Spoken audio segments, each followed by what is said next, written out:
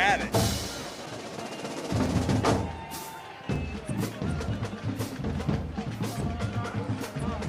What? When I got to the end zone, I got some static.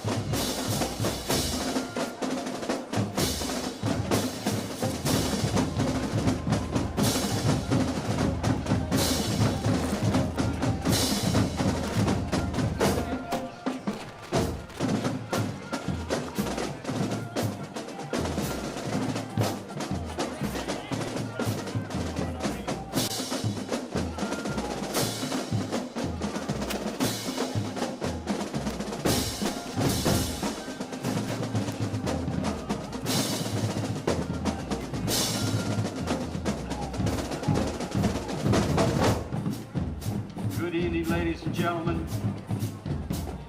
We ask that you please turn your attention to the Martin sideline, where we are proud to honor the members of the class of 2020 who are part of our Brother Martin football program.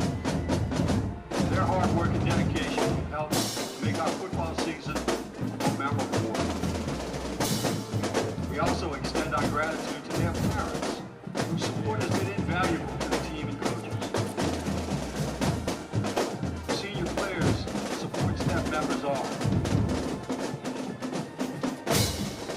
number 50, Jonathan Altman, defensive lineman and linebacker, with his parents, Laura and Gary Altman.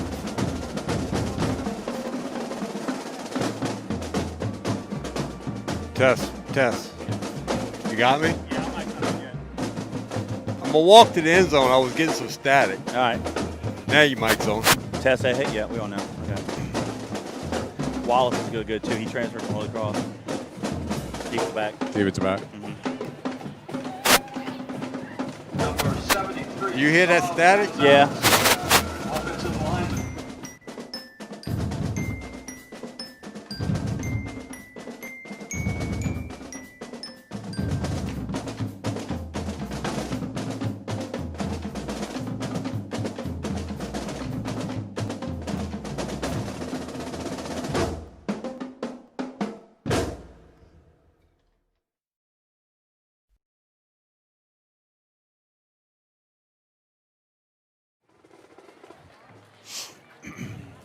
We're not on right now, right? All right. DJ Dylan Coffer, support staff, with his parents, Dennis Dylan Coffer and Cherie Mercado. From Strawberry Stadium on the campus of Southeastern Louisiana in Hammond, Louisiana, it's Fighting Patriot Football via YouTube on JohnCurtisPatriots.com. This year, John Curtis Christian School is celebrating 58 years of excellence and is continuing to build champions for life. Tonight's pregame is sponsored by Proud Yogi's Bears. Walter and Bill Sanchez, class of 1977, and younger brother Chris Sanchez, class of 1980. Proud Yogi's Bears, proud sponsors of Fighting Patriot Football. Alongside fellow John Curtis Christian alums Robbie Utzer, who will be producing tonight's broadcast, Gordon Hebert, who will be giving us updates from the sideline, and a classmate of mine, Billy Duncan. I'm Kevin Fayard. Tonight, the John Curtis Christian Patriots take on the Brother Martin Crusaders. The Patriots are ranked 6th in the Class 5A poll by the Louisiana Sports Writers Association. Come into tonight's ballgame with 4 wins and 3 losses on the season. The Patriots are 3-1 in Catholic League play.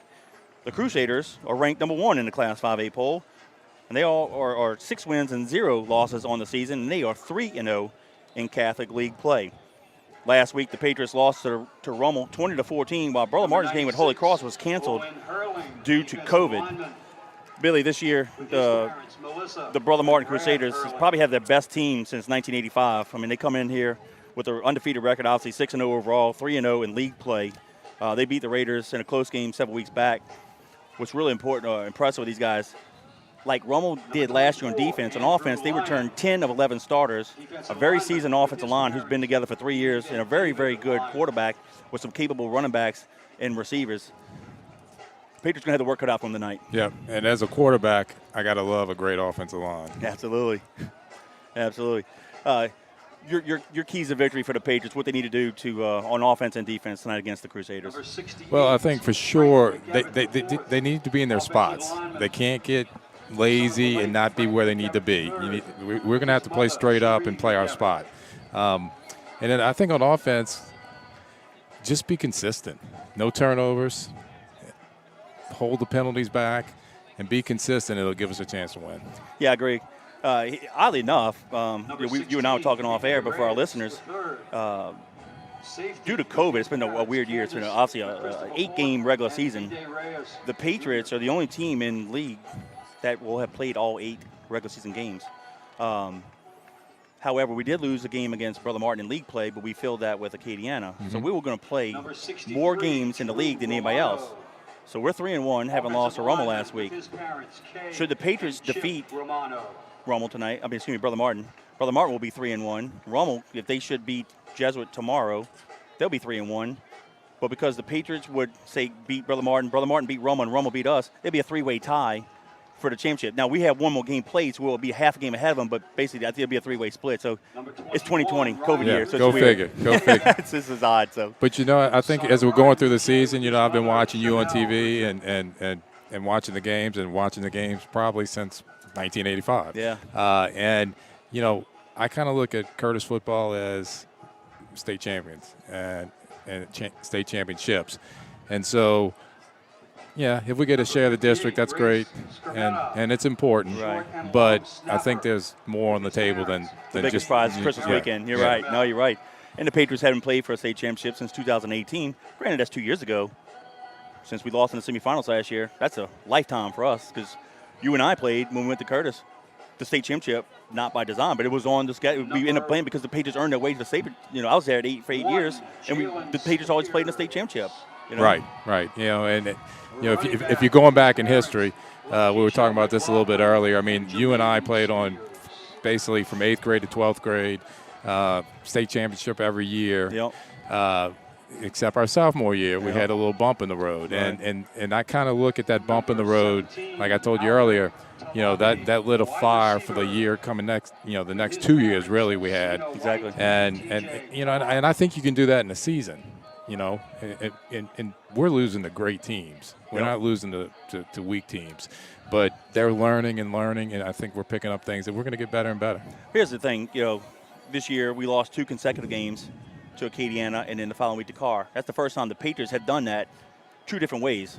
We lost to the 78 semifinals to Kinder, and then the opening game of 1979 against Acadiana, but that's over 2 years. The first time we lost 2 games of the same season was in 74 when we lost to Burris and St. Martin in the same year, right? So then we lose 3. We lost to Rummel last week. This is the first time since 74 that we lost 3 games when the Patriots went 3-3-3. So there's some things that are happening this year, but the Patriots lose to Acadiana, who last year was the 5A champion, who is projected to possibly win the 5A again this year. We lose to Carr, who won the last 4 4As. They're projected to possibly win the 4A championship. And we lose to Rummel, who is the defending Division I champion, who is one of the teams with Catholic and possibly Scotlandville, Brother Martin, and throw the Patriots in there, that could win the championship. So we lose to 3 of last year's state champions. I mean, that's not Little Sisters of the Poor. No question. And I really do. I think people understand that, and or at least I understand that. People who've played ball here in high school, played at Curtis, played wherever, that JT is not afraid to play anybody for sure, and because he understands that makes a better football player at the end of the season. Exactly. And that's what I'm worried about right now, is just being better football players game by game, and we're going to see him. We're going to see him get better tonight, and we'll go from there. Well, I've told people off the air in recent weeks, alums reach out to us like, man, we lose. Because I lost 4 years. In 4 years, I lost 4 games, 49-4. And so Danny lost, 2 in his years, and there have been some that lost 1. Right. So it's rare for us. I'm like, guys, listen, different time. It's COVID. You just don't know. The kids are doing the best. We lost so many guys from last year's team. It's not an excuse, but they're learning. The thing is, do you want to win in September and October, or do you want to win in November and December? Take the trophies home. Right. So I think we've learned from our mistakes. Hopefully, let's put it together tonight. Let's upset Brother Martin. Right. Let the rest of the league and the state going, you know what? Yeah, the Patriots lost 3 games this year, but when you play against the Patriots, you better bring your ham sandwich. It's going to be an all-night affair. I agree 100%. And, again, all those records and all those, seasons, 74, 75. Yeah. Of course, we were 4-5 or 3-2 or whatever as our age at that point. But, this is today. And, look, these leagues are balanced, and strong. Right. And so these, kids on both sides have been playing football a long time. And so, you're going to get some bumps in the road. Absolutely. But I think it's going to make it, again, I'm going to go back to this, it makes a better player. And, I've got all the confidence in the world in our coaches in the sense of that they're going to, teach these kids. The kids are going to learn lessons, and we're going to be a better team. Absolutely. Again, I want to thank our pregame sponsor, Walt, Bill, and Chris Sanchez, proud Yogi's Bears, proud sponsors of Fighting Patriot Football. We appreciate all that they do to support Fighting Patriot Football. And of course, our game day sponsors, the Richardson Law Group, the Swamp Team Weldon, Buddy Taylor's family, Uncle Buff, Cassie Connor, Mama Faith, and Pop EJ, Go Bill Constructors, and KRS Realtor. Thank you for your support of Fighting Patriot Football. If you guys are watching us on the live broadcast, feel free to interact with Billy and I. You can ask us a question, make a comment. We don't have caller ID, so we ask you that you put your name and number, your name and location afterwards, and we'd love to give you a shout out. That number is 504-259-7690. Again, 504-259-7690. Feel free to make a comment, ask a question. We'd love to hear from you. Matter of fact, let's give a first shout out to Cody Scheck-Snyder. He's watching us from Tennessee. Appreciate you, man. And said, here's another question. Will Curtis get back to the dominant football where they run everybody, even top teams? You know what? Not as dominant as, and there's no knock on the Patriots. It's like what Billy said. Other teams have gotten better too, and the coaching has gotten better. Of course, the Catholic League's always been historically strong. Sure. I mean, we're going to be the Patriots. We can play Patriot football, but the team, I think the years of dominating consistently 11-1, 12-1, maybe over. But you know what? It is what it is. Yeah, because people somewhat caught up, and football is developed into more of a year-round sport. Right. And the 7-on-7s and so forth and so on. And so it makes it more difficult to run the table that easily. And I had this conversation with somebody not too long ago. They're kind of freaking out. We lose 3 games. Like, oh, my goodness. I'm like, tap the brakes. We lose to Jesuit in the 14 state championship game. And Jesuit had 3 losses that year. They were the 6th seed. They happened to be playing the best football at the end of the season. The following year, the 6th seed Catholic Bears upset Rommel in the championship. They had 3 or 4 losses that year.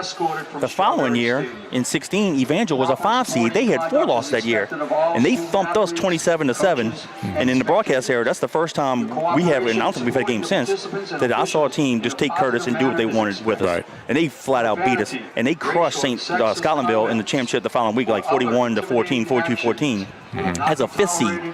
So my point is, we're projected right now as a 7th seed. We beat Brother Martin tonight. That could get us no higher than 5, 6 maybe, but we may hold at 7. The point is, 5, 6, 7 doesn't matter. It just all means is you may have to travel more and wear a white jersey more than the other team. Just play football. And you get hot, so what? You just win on the road and go to Superdome and then you win the trophy. Nobody matters. It doesn't matter, We don't have to be the number 1 seed. And a lot of times since the split, more times than not, the number 1 seed has not won the state championship. Yeah, in a bracket where, what do you have, 12, 13 teams? 12 in a Division 1. So we've got 12 teams. So first 4 get a bye? First 4 get a bye, yep. Okay, so let's say we're 6 or 7. Well, we go ahead and beat number 8 or 8. 10. If it's 7, we play 10. 7, we play 10. 7, we play 10. Okay, yeah. So we'll play 10. So you go ahead and beat 10, then you come in and you may have to pay number 1, 3 or 4, 1 or 2, wherever you fall. Well, guess what? It's kind of like I tell kids when I'm coaching them in tournaments. If you got to play the best team first, oh well, there's the championship game. Make that happen, and then we'll move on to the next game, right? Exactly right. No, you got to play who you got to play, and take it one game at a time. And I told this to people. In a way, I'm glad we don't have a bye. I want this team to keep playing every week. So we are. We're not going to have a bye. I guarantee that. I can tell you this. What I can tell you is the playoff bracket is coming out on Sunday.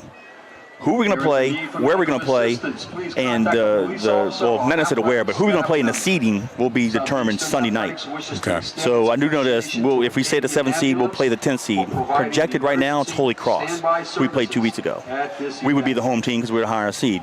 After that, we'd be wearing white jerseys the rest of the way, unless somebody upsets the higher seed. But it doesn't matter. Just play football. Exactly. I'm just grateful we're playing because here's the thing. Let's use Brother Martin for example. They're the number 1 seed no matter what. They secured no matter what happens tonight. They're the number 1 seed. They could be off next week, and then they don't play again for another following week. So they have a 2-week break. Right. Before they play. Right. You want to kind of keep it rhythm, and from us, I, in my opinion, since I've been calling every game this year, this team honestly. We can't really afford to off week. We need to keep playing to keep better. Going. Yeah. Yeah, So. and with this season, this pandemic season, there's a lot of off time, right? Yep. And so we've been fortunate. We've been able to find games to keep playing. Exactly. Hey, we'll give a shout out to Jeff Bonet, class of '95. He's watching from the camp in Natchez, Mississippi. We appreciate you. Of course, here's a teammate of Billy and I, Gerald Mitchell, says, "Let's go Patriots." Thanks, Gerald. We appreciate you and your loyal support. And my mom and dad, Lionel and Sue Fayard, watch us from Plano, Texas. They go Patriots. Appreciate you. Love you guys. Thanks for listening as always. So, yeah, feel free to interact with us. Billy and I are here. We're going to bring you to live action. We're about 6.5 minutes away. Brother Martin had their senior night presentation, so the kickoff is actually going to be a little bit delayed. I think 7:06 official kickoff time. Yes. So we'll chat with you guys for the next few minutes, and then hopefully bring you a very successful football game between the Patriots and the Crusaders.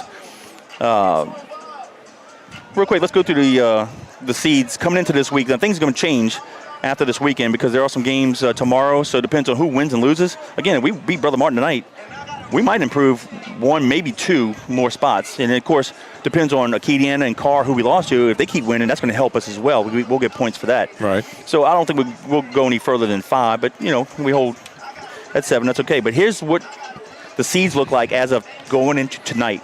So the number 1 seed is Brother Martin. Number 2 is Scotlandville. Number 3 is Bird out of Shreveport. Number 4 is Catholic. 5 is Rummel. 6 is St. Aug. 7 is John Curtis. 8 is St. Paul's. 9 is Jesuit. 10 is Shaw. 11 is Holy Cross. And 12 is McKinley. So actually I said Holy Cross, we would play Shaw again if they remain the 10th seed. The Class 5A poll comes in like this. Right now, Brother Martin is number 1 with a record of 6-0. 2 is Rummel. They are 5-1 on the season. Catholic is 3 at 5-2. Acadiana is 4 with 5-1 record. Scotlandville is number 5 with a record of 5-0. John Curtis is ranked 6 with a record of 4-3. Tied for 7th is West Monroe and Zachary. Both have a record of 4-1. Bird is the number 9th ranked team in 5A. They are 6-0 on the season. And Ruston wraps up the top 10 with a record of 5-2.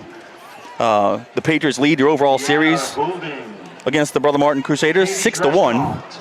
And last year, the Patriots won the game in Tulane 36-3. The only loss to Brother Martin was in 2015, our very first game as a member of the Catholic League at Ted Gormley Stadium. The Patriots lost to the Crusaders 40-37 in an overtime game, and that was a thrilling game. Little history about that, Billy. The Patriots, it was a weird game to call. Patriots basically dominated the first quarter, turned the ball over 2 times deep in Brother Martin territory, and had to punt. Really should have been up 20-0, and we blinked our eye in the middle of the second quarter. The Patriots were down 20-0. Came back and tied it with seconds to go in the game at 34 apiece. Mm-hmm. We got the ball to start the overtime, kick the field goal, and on their first play, scored a touchdown, and they won. That's how it was. So, hey, let's talk to let's go get it. Well, Coach JT real quick with the boys. Just saying, hey, just get the first 24 minutes. 24 minutes. Let's play some football. Here come your John Curtis Christian Patriots wearing their traditional white helmets, white jerseys, and their new red pants. The Crusaders on the far side with their crimson headgear, crimson jerseys, and old gold pants. They are the home team occupying the west sideline. The Patriots, the visiting team, occupying the east sideline. And we are just a few minutes away from the opening kickoff between the Patriots and the Crusaders in a Catholic League matchup. This is the season finale. The Patriots are guaranteed a game next week. Now, I'm assuming probably next Friday, the day after Thanksgiving. And, of course, it's a one and done from there on out. So, but hopefully we'll play 3 and be playing Crusaders. This is bizarre, and this may be the only year it happens. I hope we really do make it a state championship game so we can say we had a Thanksgiving practice and a Christmas practice. Yeah, that'd be great. All right, the captains are beating at the field. For the Patriots is number 77, it's Juan Gonzalez, and for the Crusaders is number 68. Get his name and number here real quick. Frank McCavitt.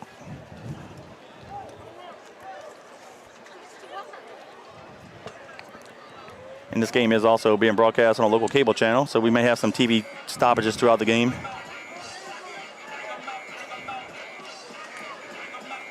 Billy, I like to see the Patriots win the toss, get the ball offensively, and then just take it to the Crusaders and let them know we're here we mean business. Yeah, I don't think there'd be anything wrong with that, and we need to get the butterflies out, get them moving, and that'd be a great way to start the game.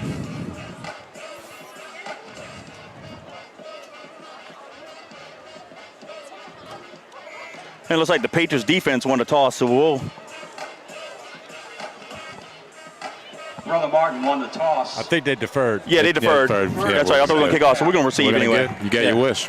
Yep. John Curtis will receive. We never lose a toss. Either the defense wins or the offense wins. This time the offense wins via deferment.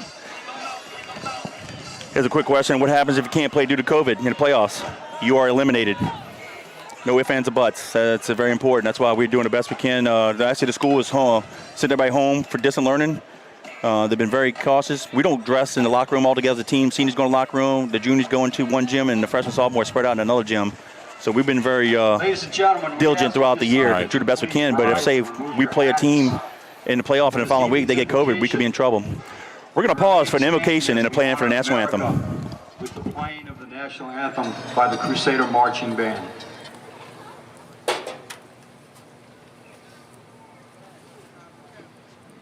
In the name of the Father, the Son, and the Holy Spirit, God, our Creator, we ask you to bless all who are gathered here this evening for this athletic competition. Please give the athletes the grace of good sportsmanship and shield them from injury in today's game. We ask you in a special way to be with the athletes, coaches, managers, medical staffs, officials, musicians, and cheerleaders who have worked to perfect their talents for our enjoyment and your glory. We thank you for their gifts and dedication to our school communities. We ask that you look down with favor upon our country and the entire world as we continue the fight against the coronavirus. We also ask for your continued blessings on New Orleans and the southeast Louisiana area. Please protect our school communities and cities from harm and property damage during this hurricane season. We ask all of this in confidence, mindful of your presence with us today, through the heart of Jesus Christ our Lord. Ameter ko Jesu, Ameter ko Maria. In the name of the Father, the Son, and the Holy Spirit. Amen.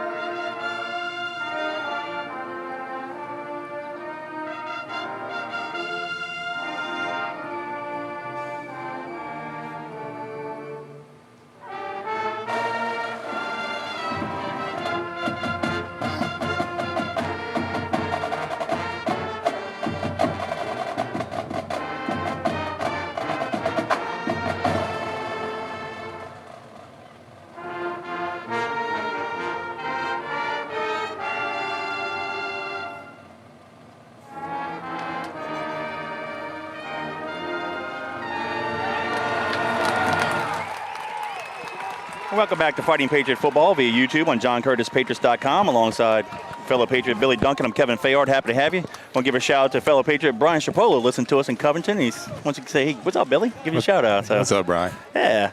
And another fan up here listening up in North Louisiana. Get to show the West Monroe and Neville buddies what Patriot football is about. Of course, those two programs, West Monroe and Neville. Back in the day when we were in in the 80s, with Neville Rustin played in the state championship quite a few times. And, quite a few times. Real good football in that Monroe area, so appreciate you for sharing Patriot football with your friends. Sit back, relax, and enjoy the broadcast, and feel free to interact with Billy and I. Danny couldn't make it tonight, so I had to go back in the archives and pull up my quarterback, Billy Duncan, class of 89. You got the second stringer in. Nah. Maybe the third string. Nah, we'll see. Don't let Billy fool you. He's done some broadcasting before. professor. He's good. So glad to have him. And I think y'all going to enjoy the broadcast as well.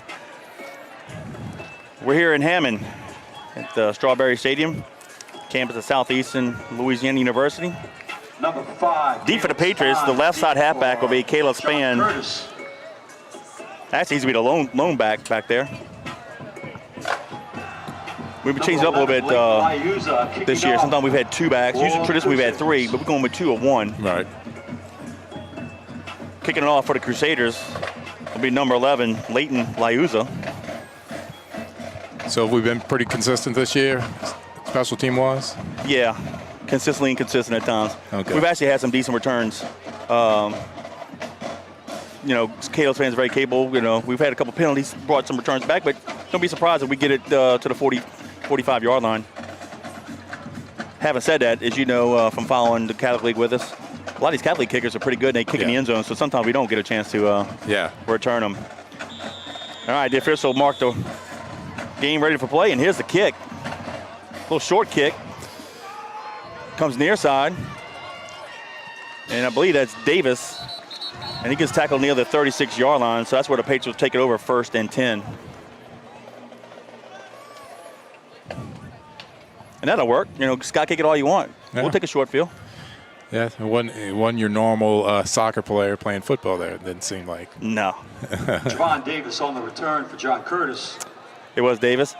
1st and 10 Patriots from their own 36-yard line. Twins receivers to the right. It's a stacked twins set. John Curtis. Poole, the left side halfback. LeBrant's the right side. They'll send him in motion. They'll give it to Poole.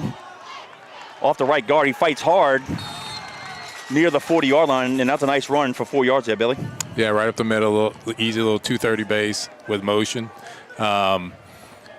It appears the tackles were diving in too, so Javon Davis with the carry. Buddy might have a good pull coming up. I want to give a shout out to the foulbackers, Gabby, Buddy, Donald, Nicole. Let's tell some hair hand. We appreciate you.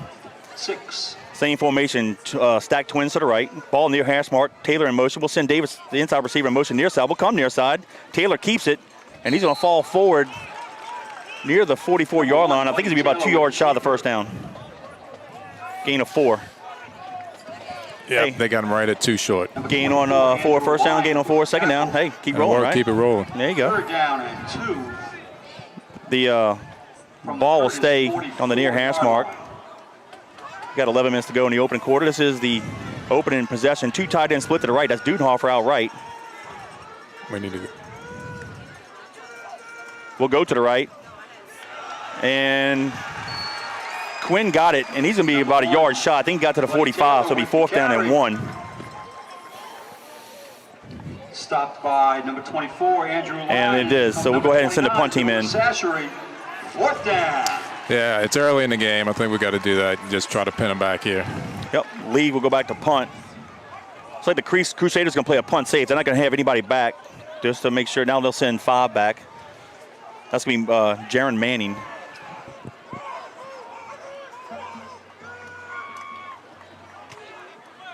Little wobbly kick. And hit around the 35 and bounce backwards around the 37-yard line. So Brother Martin will take it over 1st and 10 at their own 37 with 10:07 to go in the first quarter. It's 0-0 score. Goes out of bounds at the Crusader 36-yard line. 1st down, Crusaders. All right, we're going to hope the defense plays their best game because the Crusaders, Billy, has been opening, averaging about 45 points a ball game. And I said in the pregame, they've returned 10 of 11 starters from last year's team. They're very capable from scoring from any point on the field. Mama has the quarterback. And I can't tell the number of the halfback, but anyway, he got 2 tight ends, 2 receivers near side. That's number 1. Spears takes a handoff, goes left side, crosses the 50-yard line before he's run out of bounds. Yeah, Jalen Spears is their running back. He's a very, very good running back.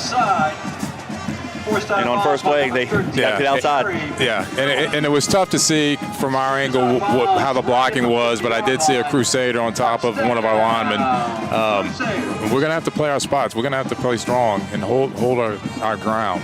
Trips near side, split to the left.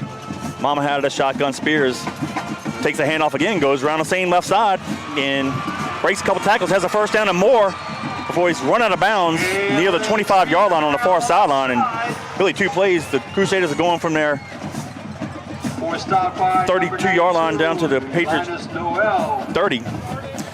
Yeah, and it's nothing but a simple handoff going off tackle. 31-yard line of John The 31 to be exact, 9:43 to go in the quarter. Crusaders. Crusaders line up with a stacked twins to both the left and the right. Mama Hat takes a snap from center and looks near side, steps up in the pocket, is in trouble. He'll run to his left, has a lot of room, puts his head down, falls on the ground, and the Patriots got it. No. Oh, then it squirted loose, and the Brother Martin got it. Oh my goodness. He put his head down, and got hit. The ball popped out, and I thought McMillian popped on it, but the ball squirted loose, and the Crusaders jumped on it and got another 4 or 5 yards on it. Wow, bad break for the Patriots. Big break for Crusaders. It's almost like we had a turnover there. Ball's placed at the 19-yard line. All right, the ball's at the 19, so 1st and 10 Crusaders. Twins receivers to the right. They'll do the pistol formation. They'll hand it to Spears. He goes right up the middle, breaks 2 tackles. Nice little short gain right up the middle there. Jalen Spears. Spears on the carry. Number 54, Kylan White. White on the tackle. Let's see where they spot it. 2nd and 3. Yep. Ball's at the 12-yard line. 2nd down and 4. Yeah, the scoreboard says 11. We'll go to the 11-yard line. 2nd and 3. Twins are left split near side. Mama Hat takes a snap from center. Gives it to Spears. This time nowhere. Good job by the Patriot front four. Big E got him first. Yeah. And Lane, number 7, wrapped him up. Siobhan Lane. Well, and number 97, Siobhan Lane on the stop. That force a 3rd and 3. 3rd down. No gain. You know, I'm not surprised by this. I think the Patriots defense is going to take a series, kind of feel them out, and then make some adjustments. But I think we're still capable of getting a stop here. Twins to left, will send the receiver in motion across the formation. They'll hand it, fake it to Spears. Rolls near side, has a guy in the end zone, wide open, touchdown.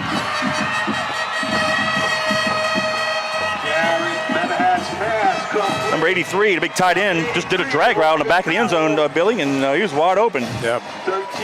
Along the back end, along the back line, and he's just waiting for the ball. Actually, let's give a little credit to the Brother Martin quarterback. It was a good throw. It was. No. On the run, hit him right in the gut. So Mama Hat to Farrell from 11 yards out. PAT is good. So with 8:02 to go in the quarter, yes, the Crusaders 7, the Patriots 0. With 8:02 left in the first quarter. Well, that's not what we wanted. John Curtis. Plenty of football we played, though. 0. Exactly. It's early in the game, but we are going to have to stay strong on the defensive line. Because a couple of those plays, you could see that offensive line of Brother Martin just driving us back. Yeah. And, you know, back could be only 2 or 3 yards, but then the running backs got more lanes and more. Exactly. Well, and we talked about that in pregame. That's their strength, is their offensive line. They've been playing together for 3 years now, doing a real good job. And Spears is a very capable back. And if we don't get the guy on the ground, he breaks tackles. Right. Throwing away your trash in the nearest receptacle. You're not doing yourself any good. Now you can put pressure on the offense to where we're going to have to score in every possession. All right, we'll do it again. The Crusaders will kick it off left to right. Liuza to kick it. Span will be the lone deep back. Caleb Span deep for John Curtis. Dudenhofer, Poole, Lojadis, and Davis are the intermediate depth in case they do that little sky kick again.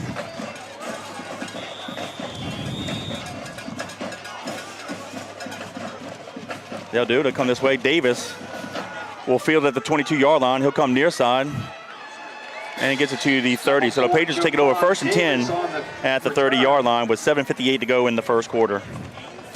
Yeah, without scouting Brother Martin, I'm not sure if they kick it that way always or if they're doing it with us because they're just worried about, you know, some break and Curtis scores on a special teams play. And if that's the case and they're worried about that, then it's probably smart of them the way they're doing it. Pull the right side halfback, LeBrand's the left side. Our tackle moved, and then their lineman knocked us over, but they're going to call it on us because we got set. At least unless they said no flag, are they going to wave it off? Our tackle near side did kind of flinch, but I don't think the ball was set for play, so they're going to wave it off. So bailed us out there. Taylor hands it off to Poole over to center. Nice hard run to the 35-yard line. Second down 5. Number 6, Ronald Poole with the carry. Billy, he had a pretty bad knee injury as a sophomore. Brought down by Austin Took Roberts. most of last year to heal, so he's just coming into his own and getting the confidence. You know, most injured guys with their knees getting the confidence, and he's a very physical running back for us. We'll hand it off to Spann over the same play over the center, nowhere. Maybe a loss of a yard. Should be 3rd down and 6. Caleb Spann, no gain on that carry. No gain, so 3rd and 5. Stopped by number 99, Brendan. Got to convert here. Law. It's something that Buddy's been Loss of doing 1 on the play. good this year, and every week he's gotten better at throwing it. But now last week wasn't his best game, but he did prove it on a non-play 95-yard drive late in the game last week. Taylor kind of option near side, has a lot of running room, and he's going to have the first down and more.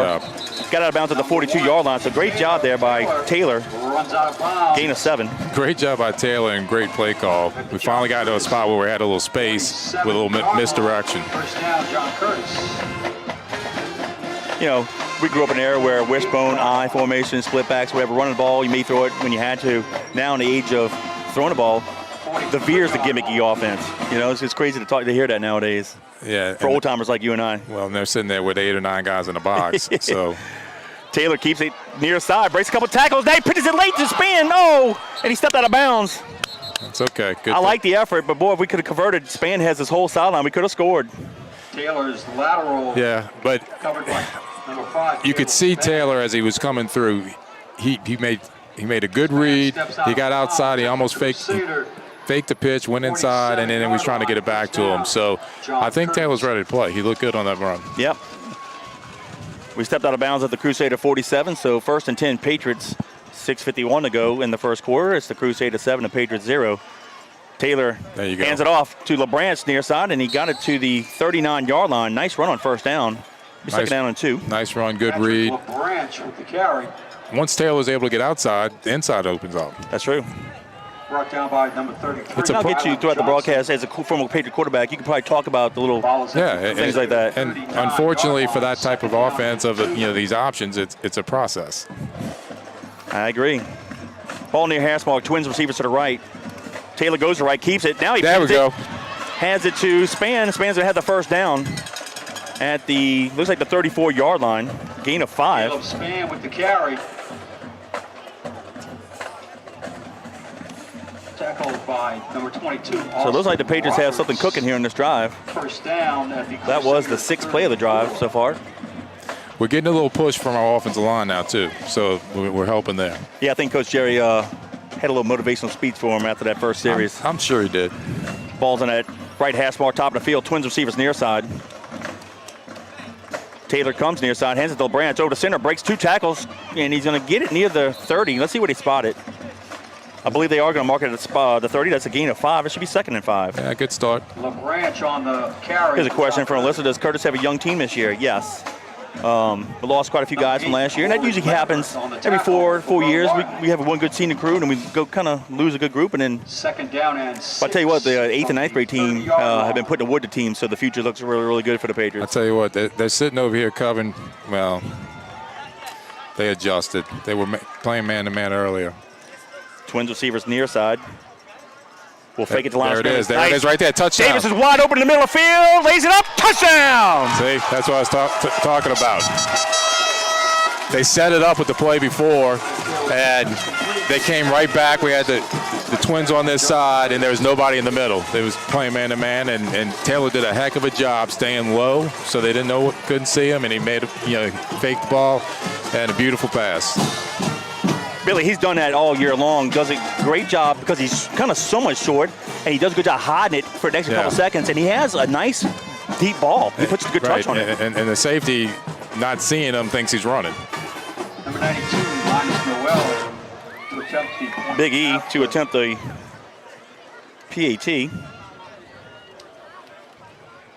Snap. Place kick is up. And it's good. So at 5:11 to go in the first, it's the Patriots 7, the Crusaders 7. On the mark, 7. John Curtis, 7. that drive should give us confidence. Brother Martin now has its own app. Stay connected with Billy, that was a 8-play drive, going 70 yards in distance and taking 2 minutes and 47 seconds off the clock. Taylor hit Davis with a 35-yard pitch and catch, and Big E added a PAT, and that ties the ball game. So nice answer by the Patriots there. Very nice, very nice. And fans, please remember to practice social distancing. you know, again, I remember when you and I were out on the field, and there was many of games where it took us a little while to get into the game. Not that we weren't ready to play, it just get our offense or our defense and get the rhythm in the game.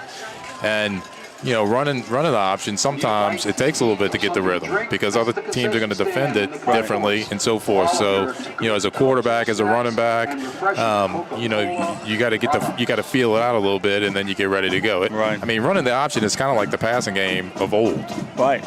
Not right. You know, so it was a great job by the Patriot offense. They settled down, moved the ball down the field, and I think they had 2 great play calls that helped. One was that, what was it, 230? The option? Where they came back, reverse. Gotcha, yeah. I forgot. Yeah, the counter option, yeah. Thank you, the counter option. I can't remember what the play was called. But anyway, and then obviously we set up that pass. I agree. Spears, the near side halfback.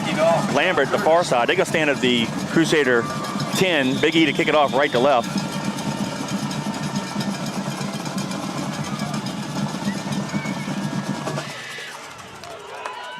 To be fielded around the 20-yard line, a little middle return.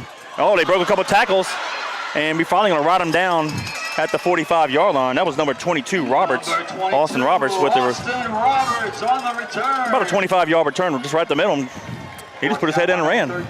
Yeah, tackle. Pretty much, and you know, not sitting in the end zone. I can't tell if somebody got out their lane, but yeah. First down, Crusaders. So with 5:05 to go in the quarter, the Crusaders will have it 1st and 10 at their own 45-yard line. The ball will be placed on the near hash mark. So here's the test right here to see if our defense can settle down too, like the offense did. Twins receivers to the left. Pistol formation. Spears will be the running back. They'll roll out. Mama Hat to the left. And he fires a pass deep down the far sideline, and it's going to be incomplete. Safety McMillian got over there a little late, but it was just about a yard too long. 2nd down 10. Yeah, that was pretty well covered. I mean, I think if he throws the ball a little bit shorter, then he's, you know, maybe beating him at the time of the ball. Might have been able to see it on TV a little better. We're a little far away. But you could tell they were going deep because they had a couple routes that there was a lot of space short. Trips left. This time Spears takes the handoff over the right side, and he's going to get to the Patriots, maybe the 50-yard line. I thought he was going to mark it at the 49. They mark it at the 50, so gain of 5, so it'll be 3rd down 5. Yeah, big play right here, I think. Yeah. Got to get off the field. Well, we thought the Patriots were earlier on the first drive when they forced a fumble. Looked like they recovered it, but the ball squared loose, and Brother Martin ended up getting it 4 yards further down. Right. Big play right here. Yep, Twins left, split near side. Spears lines up to the right of Mama Hat. Now they look to the side to get a play. And they'll move the tight end, Farrell, to the near side. He's going to line up as a slot.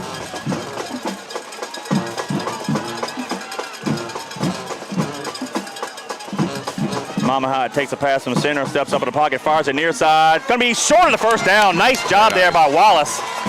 Complete to Spears. But, you know, this is a pet peeve, you know, as a receiver. You get 5. You got to get at least 5. He only ran a 1-yard route.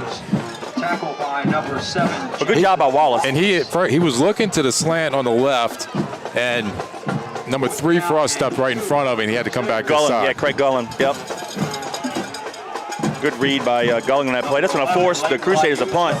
Liuza does all the kicking duties. He's going to stand at the Crusader 37, and then Span will stand back around the 15-yard line of the Patriots.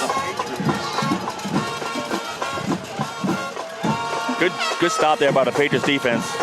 Actually, they gave him 3 on that, so it's 4th and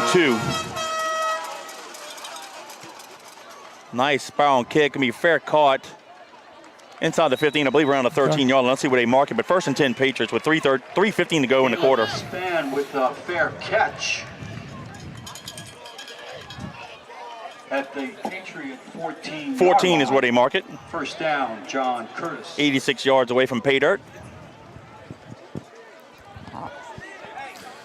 Well, both offense and defense settled down, looking like they're ready. They're ready to play for sure, but getting themselves back in the game and feeling good about it. And who knows? Maybe Brother Martin did something on that first drive that we didn't see in film study too. Teams tend to do that their opening drive. Sure. Throw a wrinkle or two. We did that to Rommel last week. Sent him running back in motion and did a quick zip to span. Got a nice little run on it. Hadn't done it all year long, so might as well do something different. East Stadium for your convenience. And looks like I believe we got a TV timeout, so we'll talk real quick. 3:15 to go in the quarter. Patriots 7, Crusaders 7. So far, your thoughts? Well, I think we settled down obviously on the second drive. I think that Buddy made some great reads. I think Buddy ran the ball well, pitched the ball well. And like I said before, I think we had the counter option, and then we had the play action pass, and they were set up perfectly at the right time called, and moved the ball right down the field. I agree. We're not far from the sideline here. You can hear Coach Steve Curtis coaching up the defense. Always coaching. Ball in the near hash mark. Patriots 1st and 10. Now Bud looks like he's going to check off. Got plenty of time on the play clock.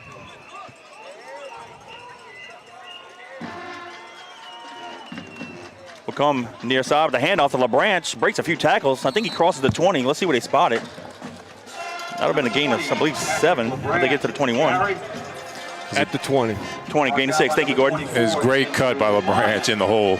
Great cut. No huddle. Patriots quickly to the line of scrimmage. We'll go to the right. Poole breaks a couple tackles, has a first down. Before he's thrown down near the 30-yard line. Number 6. Though we have some small running backs, the advantage for Quinn and LeBranch, they hide behind them linemen, and the linemen don't know where they are. Next thing you know, they just break it out. Tough to see, yeah. Yep. First down to the 29-yard line, gain of 9. Taylor back to pass, throws it far side, caught by Davis around the 35-yard line. Tell you what, Davis and Dudenhofer have been very quality receivers for Buddy this year. And I like the way the ball got out of Buddy's hand there. He had a good zip on it. He's ready to go. Second down and 4. 2nd and 4. Patriots come near side. Taylor breaks a couple tackles. Still going, and he's going to have the first down near the 41-yard line. Taylor with Billy Taylor on the measurables here. He's 5'8", 160. But I tell you what, he runs a lot harder than a 160-pound running back. Smart. He probably should have gave it instead of pull it, but when he realized it and he saw the guy in front of him, he turned then right behind the running back, and he did a good job there. Absolutely. And look, look, when you're playing option quarterback, you gotta learn and figure it out on the run. Yeah, you gotta be tough. Because you're gonna miss them sometimes, that's for sure. You're right. Span is be the receiver near side. We hand it off to, I believe it's LeBranch. Yeah. Got it to the 43-yard line. LeBranch with the carry. Dakota Burns with the stop.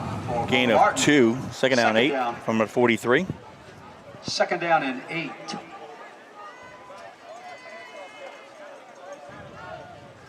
The ball's not quite in the middle of the field. Maybe about 4 yards inside the near hash mark. Taylor option to the top of the field. He's going to pitch it to Span. He's going to be able to turn the corner and gain a few more yards. I think he got it to the 46. That should be a gain of 3. Brought down by number 5. So it should break 3rd and 5, I believe. It looked like that play was going to go a little bit further. But you know what you may see? And I can't remember the play sometimes. A reverse? A reverse, but on the wide side. So, for example, we were on the left side of the field. It was a 2-15, and you faked it, and you drop back into a pass. Pass, yep. Because they're coming up for the run and for the pitches. And that's there. It will happen. All right, Twins receivers near side. It's 3rd down and 6 officially from the 45. Taylor going to drop back to pass, throws it near side, inside receiver. Nice, Davis Taylor. caught it. Stay on your feet, Davis. Yep, and he's going to be tackled at the Brother Martin 45-yard line. Great job there. Great job first by securing the catch, and then turned it back inside. He got another 4 yards. Great job. Great throw as well. I agree. He threw it before the break. Very nice. Got 27 seconds left to go. We'll probably get one more play in for the quarter ends. Ball near hash mark. 1st and 10 Patriots from the plus 45. Taylor comes near side, going to keep it. And Go, he's going to babe. get to the 40. Go, babe. Go, babe. Hit it. 30, it's a foot Hit race. He's to the 20, 15, 10, at the 9-yard line. It'll be first and goal with 12 seconds to go. They're actually going to mark it at the 10. Wrestled down by number 6, Torrey Lambert. Nice job. A 35-yard run by Taylor. Tell you, he's deceptively fast. People don't realize how quick he is. He's quick. Yes, he's quick. And he's doing a great job of making reads. I'm sitting here watching every time because we practiced that so much way back when. And even though I'm probably 32 years from being on that field with them or on the practice field. But it's like still in your head, right? Oh, yeah. Because that's Absolutely. all we ever did. Ingrained. So I'm sitting here watching the reads, and he's snap on. And if he misses one, he's quick enough to get in the hole following the running back. I agree. So no, you're right. He's doing a great job. All right, that's it. At the 1 quarter of play, it's the John Curtis Christian Patriots 7, the Brother Martin Crusaders 7. Billy, that's first quarter highlights. Brother Martin got on board first at 8:02. Mama had hit Farrell from 11 yards out. Liuza added a PAT, putting the Crusaders up 7-0. The Patriots answered on the next drive with 5:11 to go in the quarter. Taylor hit Davis on a 35-yard pitch and catch, capping off an 8-play, 70-yard drive, taking 2:47 off the clock. And of course, Big E added a PAT, making it 7-7. However, the Patriots right now are currently on a non-play drive, and they For more information, contact Coach Luke. actually, I tell you what, it's a 4-play drive. I put my marks on the wrong side here, but so far so good. But it's first and goal as we flip the field. Now the Patriots going left to right. First and goal from the 10.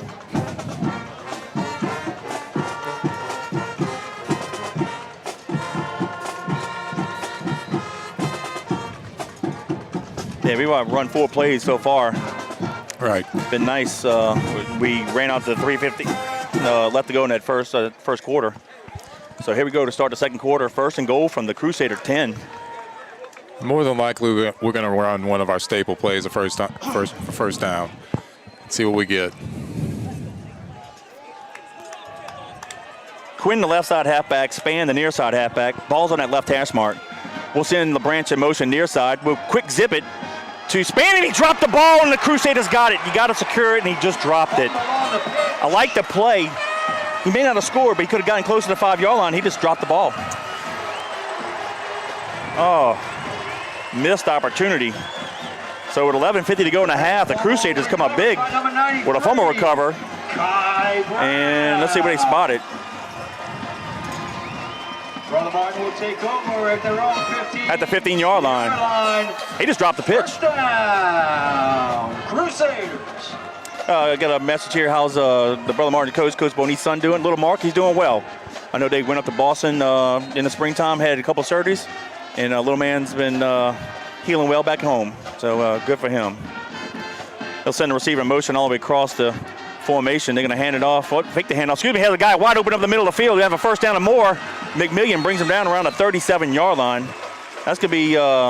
Number 19, Garrett Memahat's pass complete. Well, 15. Vance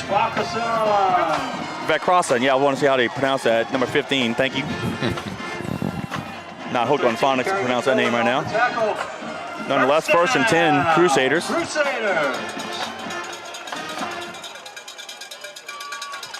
Mamahat takes the pass from center. Going to step up in the pocket. Going to be quarterback draw all the way. Breaks a few tackles at the first down and more before we halt time around the Patriot 46-yard line. That's not a face mask. We got him by the shoulder pads when we brought him down. But nonetheless, that's 2 plays, 2 first downs, and now they're in Patriot territory, Billy. Number 19, Memahat. Yeah. Well, we talked about this earlier. The offensive line for Brother Martin is going to keep that offense moving. We're not going to be able to slow them down, stop them all the time. But we need to, right now, at some point in the drive, we got to step up and slow them down. Yep, first and 10 Crusaders from the Patriot 46. Mamahat hands it off to Spears. Spears goes around the right side, breaks a couple tackles, has a lot of run room, needs a block, and he's going to not get it. McMillian runs him down at the 28-yard line. It'll be first and 10 Crusaders. Jalen Spears cuts back to the left side. And just like that, missed the momentum, went from the Patriots to the Crusaders after that fumble. Yeah, it's a good run by Spears, and he broke a tackle. First down. 10:46 to go in the half. First and 10 Crusaders from the Patriot 28-yard line. Jordan Thomas is the running back. He'll line up to the right of Mama Hat. Excuse me, the new quarterback draw all the way. Big E trying to rake the ball out. He got the 25-yard line. Looks like Leonardo was the quarterback, number 7. Yeah, Big E just wrapped him up. He's trying to rake it out of his hands, trying to force a fumble. And that hurt us last week. The quarterback, Ricochet from Rommel, was very successful in that quarterback draw. 25-yard line. Second down, 7. Second and 7 from the 25. Twins receivers to the right, split near side. Mamahad checks back into the quarterback. He'll fake the handoff to Spears, rolls to his right. He's going to keep it and put his head down and get tackled at the 20. Should be about 2 yards shy of the first down. Keeps the ball around the right side, brought down by number 5. 9:55 to go in the half. Span on the tackle. Ball placed at the 20-yard line. Yep, third down. Third and 2. Third down, 2 yards to go for the Crusaders. Yeah, we got to mark that drop dip pass down as a missed opportunity and see how big that hurts us later in the game. Stack Twins near side.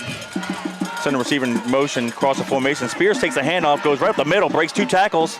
He has the first down, and he's tackled at the 14-yard line. Should be 1st and 10 Crusaders. Jalen Spears. And you got to like Spears as an offensive coach. He takes the handoff, and he's very patient as he kind of slides in the line, finds the hole, and when he sees the hole, he plants that foot and takes off. He's been playing behind those linemen for a while. Absolutely. He knows they stay on their blocks, and he's looking for that hole. Ray Rando checking in, saying hi. We appreciate you. Thank you for listening. 9:05 to go in the half. It's the Patriots 7, the Crusaders 7, but the Crusaders are driving. Trips receivers to the top of the field, split near side. They'll stay in the shotgun. Mamahad hands it off to Spears. He runs right up the right guard, and he crosses the 10 to around the 8-yard line. Spears up the middle. It's second down. Maybe 4. 56, Jared Washington. Washington on the tackle. Down at the 8-yard line. It is second down 4. They'll line up with Twins receivers to the right. Spears will line up to the right of Mamahad. They'll stay in the shotgun. Spears takes a handoff, goes right up the center, and he's going to score. There's a flag on the play. Personal foul on us. Hit the quarterback, I believe, late, didn't he? Yeah, quarterback. I think I saw it as well. Yeah. So with 8:15 to go in the half, the Crusaders regain the lead. Right now it's 13-7 with the PAT pending.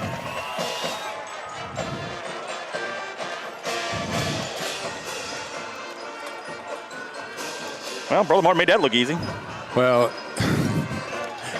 obviously, quarterback's good for Brother Martin, running back's good for Brother Martin, but if you got to sit, especially in the end zone, and watch the hole they just created, it was man-on-man blocking, and we didn't have a guy there. I mean, he literally just parted the sea, and running back didn't get touched. So. Yeah, good for them, bad for us. No, I agree, but that's kind of where we are. We made it worse because we were driving and had that zip, the the pitch drop. But hey, Brother Martin took advantage of their opportunity. We didn't. We know Brother Martin's been scoring 40 points a game, so we should know. Sure. We also know that we need to, stay with him. Exactly. And things like this may happen, but we'll move the ball down again. We'll be all right there. Snap, plays, kick is up, and Liuz's PT is good. So with 8:15 to go in the half, it's the Crusaders 14, the Patriots 7. With 8:15 to play in the second quarter. Brother Martin 14. Plenty of football to be played. Yeah, I mean, this is probably going to be one of those games where we're going to have to score, and we're going to have to score pretty consistently. Well, that was turnovers, what killed us. Yeah, no question. In the game against Rommel, and so far we're behind 1-0 in that category. And really, we had one on the first drive that they scored on. We were on top of it, but we couldn't hold it and popped out, and they got it right back. Yep. So we appreciate you guys joining us. JohnCurtisPatriots.com via YouTube alongside Billy Duncan. I'm Kevin Fayard, happy to bring you this regular season finale between the John Curtis Christian Patriots and the Brother Martin Crusaders. From 4 to 7 p.m. Feel free to interact with Billy and I throughout the ball game. You can send a text message to ask a question or just make a comment. 504-259-7690. Again, 504-259-7690. We just ask you to give us your name and location. We'll give you a shout out. We don't have call ID, so And I don't remember all the phone numbers, but we do get quite a few texts so far tonight. We appreciate you guys checking in with us. Hope y'all enjoying the broadcast. And of course, if we got any Brother Martin fans out there, send us a text. We'll give a shout out. Quite a few Romo Raiders fans, some friends of mine and other people just watching the game checked in. It was fun to hear from them. Last week, yeah. Stands in the concourse and in the East Stadium. You know, when we've been doing this broadcast, this is our 10th season. We introduced the text message in 13, and there were a couple years, 13, 14, when we played Evangel. A lot of their fans, it was fun interacting with them. Yeah. Just kind of help enhance the broadcast. That penalty is going forced on a kickoff, so the Crusaders will kick it off from the Patriot 45. So let's see if they do the sky kick. Yeah, I don't know. I might take that intermediate. Why would we put our guys around a 10? We might put some guys up around a 25 because they could easily get it over their head and sprint and get the ball. There it is, onside kick, and they got it. That's perfect. They played it perfectly. They set us up, and they got it first and 10 at the 28-yard line. They just did right from the huddle, they just did a dribble kick. The ball took the right bounce, went over our head, and they recovered it. Hey, we had our guys up close. Might have gotten it, Billy. Right. You just mentioned that a couple minutes ago, a couple seconds ago. Too big of a gap. We gave it an opportunity, and Brother Martin has taken advantage of it. So with 8:13 to go in the half, it's now 1st and 10 Crusaders, and basically now they have stolen a possession from us. But credit their special team coach for seeing that, and they actually executed and got it. At the All right, defense. 28-yard line, first down, Crusaders. All right, 1st and 10 Crusaders at the Patriot 28. Twins receivers to the right. They do have a split near side. Spears will line up to the right of Mama Hat. They'll stay in the shotgun. They do have a slot near side who they'll send in motion. Spears takes a handoff, breaks a couple tackles, and he's dragging Patriots. He's going to score. That was easy. Yep. 8:04 to go in the half. Crusaders now lead 20-7 with the PAT pinning. Spears took it early at the middle for 28 yards, and Billy, I said he was dragging me. He wasn't dragging nobody. He just ran everybody. He was running. Yeah.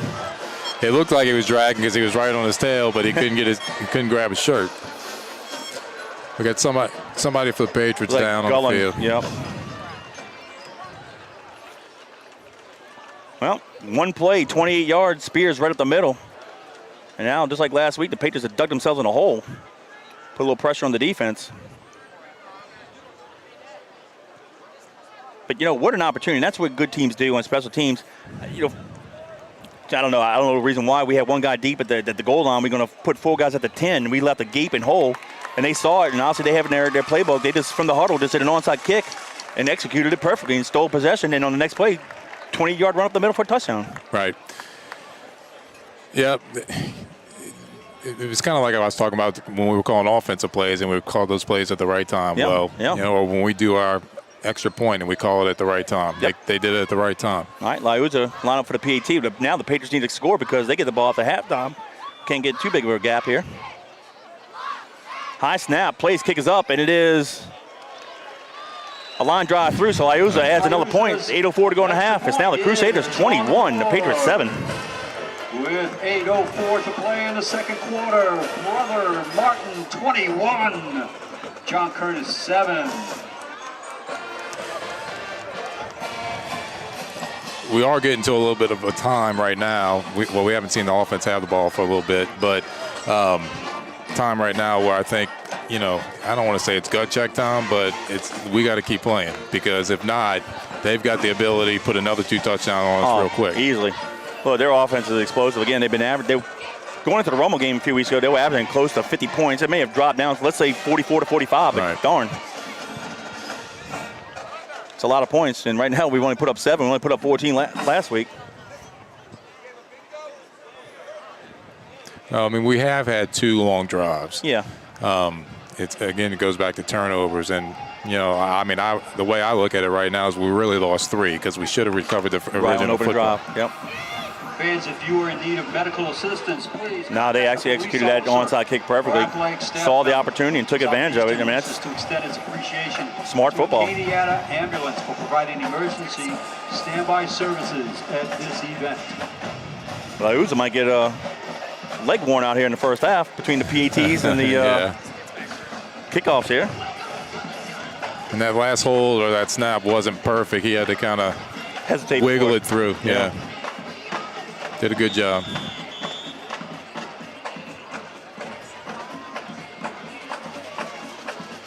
Liuza kicks it off, goes far side. Davis fields it at the 18-yard line. Back around to this side somehow. Yep, tries to come near side, and he's going to be tackled around the 27-yard line. So with 7:59 to go in the half, first and 10 Patriots from the 27. Number 7, Clayton Leonardo. Number 22, Austin Roberts. Combined on the stop. First down, John Curtis from their 27-yard line. All right, let's see what we do here offensively. So far, the story for us is just missed opportunities. But credit Brother Martin's defense for maybe forcing some of those missed opportunities. Oh, well, no question about that. Twins to the left. We'll send Davis in motion near side. We'll throw a quick hit far side. Crosses the 30, and he's running out of bounds near the 35-yard line. So nice gain there on first down. Good game. And that's what basically, Billy, that's the extended handoff, all that was. Sure, but we need to keep changing it up. Like, doing something like that, getting it outside, getting it back inside, getting the pitch going, and it opens up the inside. And so get that rhythm back going here. Yep, gain of 8, 2nd and 2. They place the ball on that far side hash mark. LeBrant's the left side halfback, Poole near side. Taylor gives it to Poole, and he's fighting hard, and I believe he might have the first down. He may get a tackle right to sticks. Great job by Poole. It was a good read by Taylor. Number 6, Ronald Poole. Quinn checks in. Give Poole a break. And Dudenhofer will come in for Gabriel Andrew Lyons at the receiver position. First down, John Curtis. 7:38 and counting in the half. Patriots trail the Crusaders 21-7. This time the ball is placed right at midfield, right in the middle of the field, excuse me. Quinn takes the handoff, tries to go over the center. I'm going to say no gain, 2nd down 10. Looked like a basic 230 base, and we got stuffed. Yep. No gain. 2nd down. Talk about 230 base, having a conversation with Coach Rob several years back. He'd go to coaching clinics to talk about line block, and he said he was given a speech, and he spoke for an hour on how to block 30 base. Yeah. 30 base is a middle, a handoff for you non-Patriots, a handoff over to center. But yeah, an hour on how to block different defenses. 2nd down 10. Taylor opts near side, pitches it. LeBrant's trying to turn the corner, cuts it back inside, and great pursuit there by Brother Martin. No gain. Number 33 on the tackle. He just ran down the line of scrimmage and met him in the backfield. And unfortunately, there's on the backside. It's Rylan Johnson. Right side. On the couldn't see the pros on the backside. Rylan Johnson with the tackle. Actually a loss of 1. 3rd down 11. Loss of 1 on the play. So credit to Brother Martin defense for running laterally Crusader defense and making a tackle. Offense needs a big play here. Gotta get some momentum. Taylor going to drop back to pass. Throws it. Here we go. Down. Let's go. Down the far sideline. He's shoved out of bounds around the 36-yard line. Great job there, and great job by Buddy. And he's actually throwing the ball a lot better. Last week he short hopped several passes. That's what I was telling you earlier on that pass to the right, first quarter. The ball came out of his hand good. He's got that back. We go from the Patriot 36 to the Crusader 36. 6:04 to go in the half. 1st and 10 Patriots. We got to score in this drive because the Crusaders do get the ball after halftime.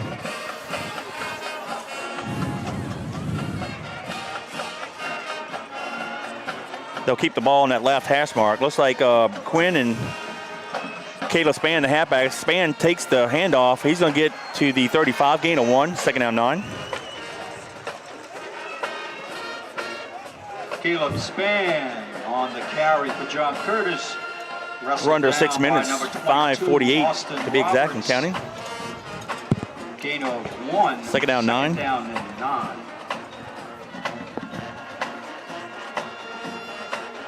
You know, Strawberry Stadium looks a lot different when you and I were in high school running track and playing in that scrimmage against Covington and against Hammond in '86. Yeah, it sure does. And I've been in here quite a bit because my daughter plays soccer. But yeah, a lot different. Option near side. Cut it off. Quinn got the pitch, turns up the field, got the block by Dudenhofer, and he's be running out of bounds. Let's see how far he is when he get close to the sticks. Gordon, can you help me out with the spot there? I needed 9. He's about Forced out of bounds by 3rd and 4. Okay, gain of 5 on the play. At the 30-yard line. Yep, to the 30, gain of 5. 3rd and 3 now.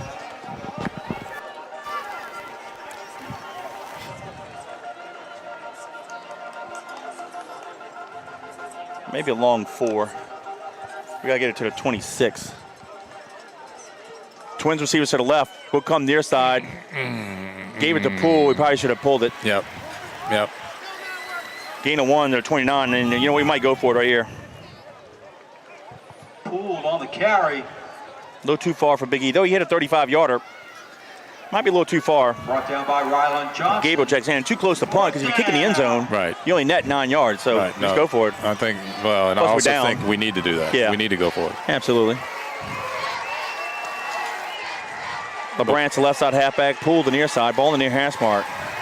We'll send Poole in motion to the left. We're going to quick zip it to LeBranch. With that side. Got the block. Got the Here we corner. go. Has the He's first got and it. more. Down the Go, sideline, baby. and Go, LeBranch baby. is going to get run out of bounds near the goal line. Looks like around a 5, maybe. Inside the 5. Let's see. We're on the opposite 35-yard line, so let's see where they shove them out of bounds. Gordon to the 5. Where's he at, buddy? Out of bounds by number 8. It looks like they got him around the 8. First down and goal. He's on the 9. At the 9. So gain of 20. Nice run there by LeBranch. And that was the play that we're going to run this side, and we dropped it. All right. Yep.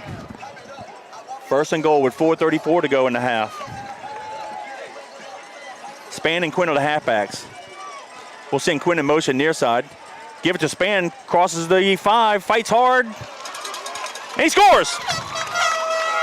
So just like that, with 4:28 to go in the half, the Patriots close the gap, 21-13 with the PAT pending. Look, going through the line, Span did a great job of planting his right foot, moved to his left, and then planted his left foot straight through Brother Martin's defense to the end zone.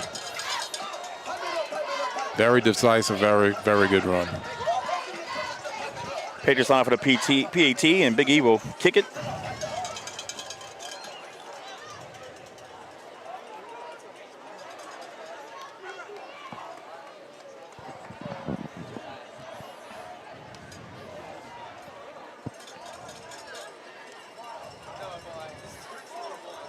Here's a snap. The play's kick is up.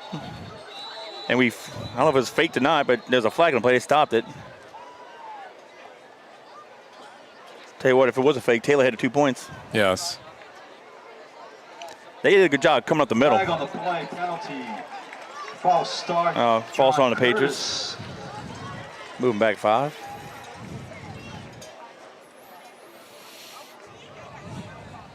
Ball will be pushed back PETs 5 and kicking has been a yards. challenge this year for us, and penalties like that don't make it easy for, No. make it hard on ourselves.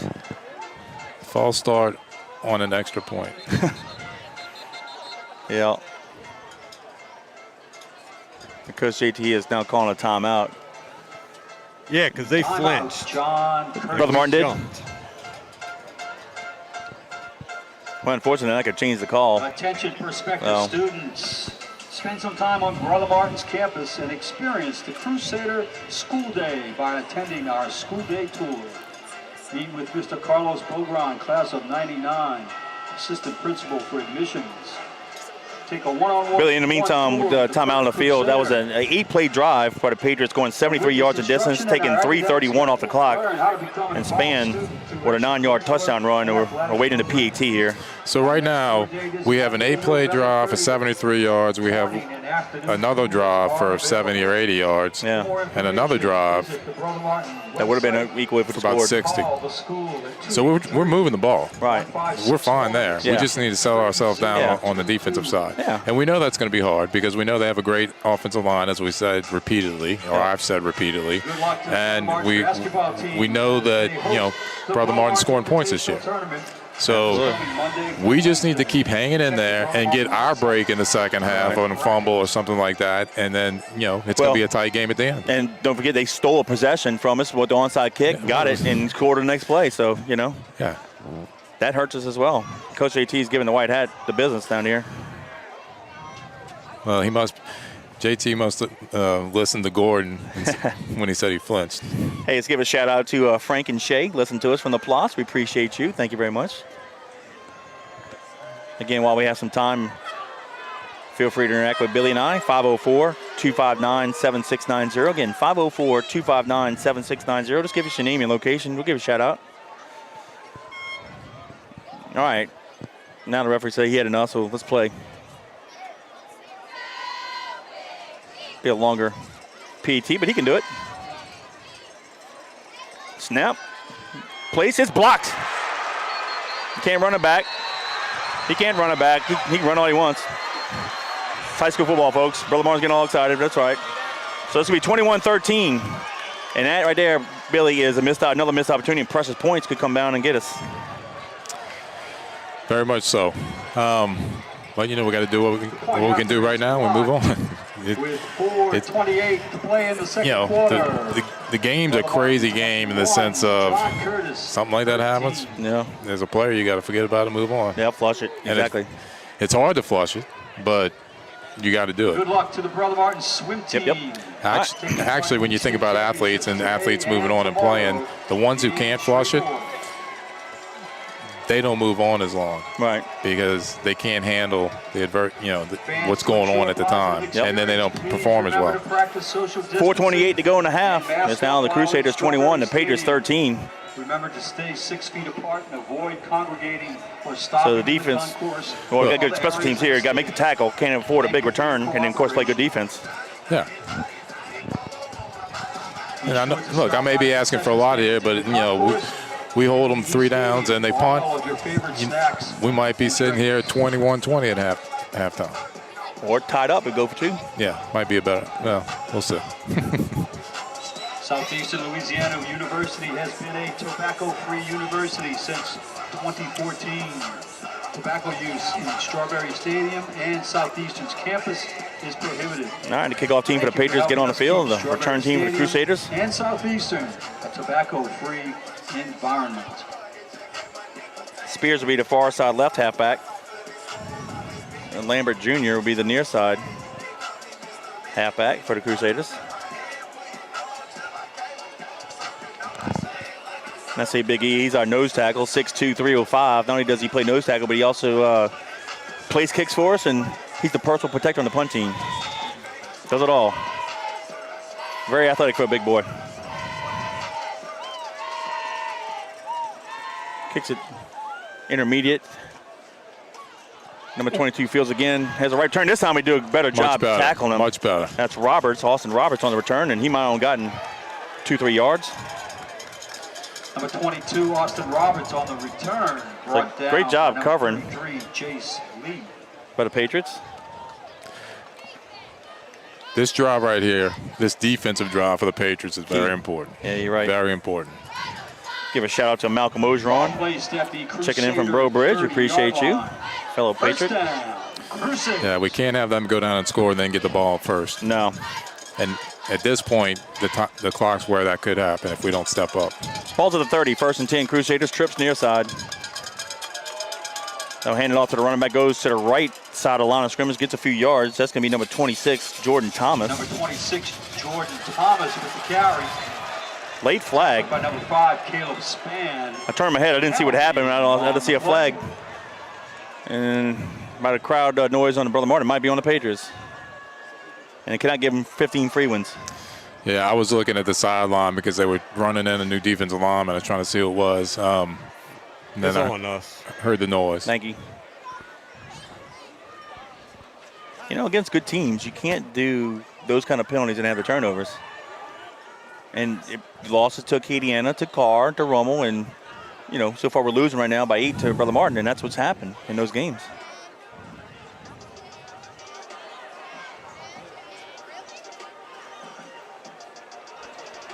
Oh, they're going to say unsportsmanlike on both teams. Yeah, offsetting. All right. Okay. Of course, the Crusader fans don't want to hear that, but Okay. that's what it is. Offsetting penalties.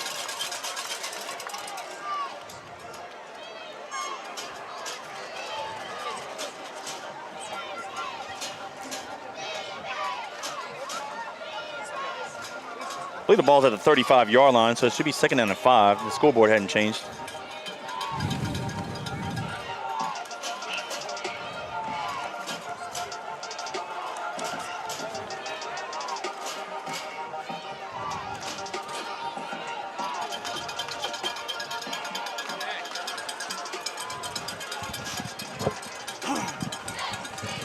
Second down and 5. All right, now they play it. Crusaders. I'll say must have a TV timeout or something, that long timeout.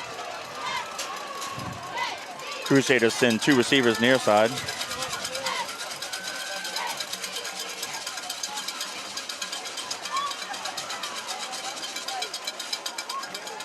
Mama Hat, the quarterback, he'll send a receiver in motion across the formation. Hands it off to Number 26. Thomas Jordan again, comes near Thomas side. with the handoff. Needs to be about 2 yards shy. I think got to the 38, needs it to the 40. Tackled by number 16, Vincent. 3:34 and counting in the first half. It's about to let you know Lojudis got down in there. Third down and 2 for the. Yep, third and 2. Lojudis is definitely not afraid to get in there and mix it up. No. Stacked Twins, top of the field. They'll send a receiver motion near side. They hand it to Thomas. He goes right side. He's going to have the first down. And he's wrestled down around the 43-yard line. Jordan Thomas up the middle. They've had some success running off the right and left guards on us. Quahir Harris. Harris on the tackle for the Patriots. And now we're under 3 minutes, 2:58 and counting. They'll stay with the same formation. Stacked Twins, top of the field. Fakes the handoff, has a guy wide open down the near sideline, lays it up, and it's going to be caught. And he shoved it out of bounds right in front of us at the 25-yard line. That's Austin Jackson, the receiver. He was the receiver in motion from the top of the field, came across, and he just did a wheel route down the side. And it's a nice, hey, credit Mama Hat. Nice touch on the pass right in front of us. Jackson. We got a flag there, though. Flag. Yeah, I think they got a hold. Holding on the right. Crusaders.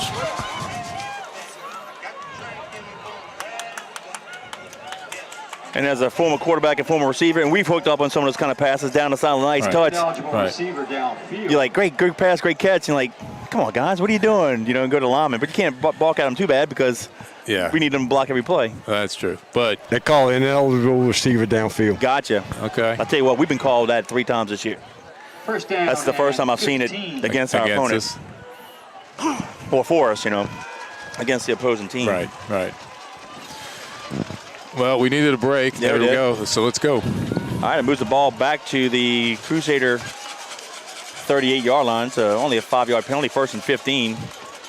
And I believe the Crusaders call a timeout, and they do. So with 2:43 to go in the half, timeout Crusaders is the Crusaders 21, the Patriots 13.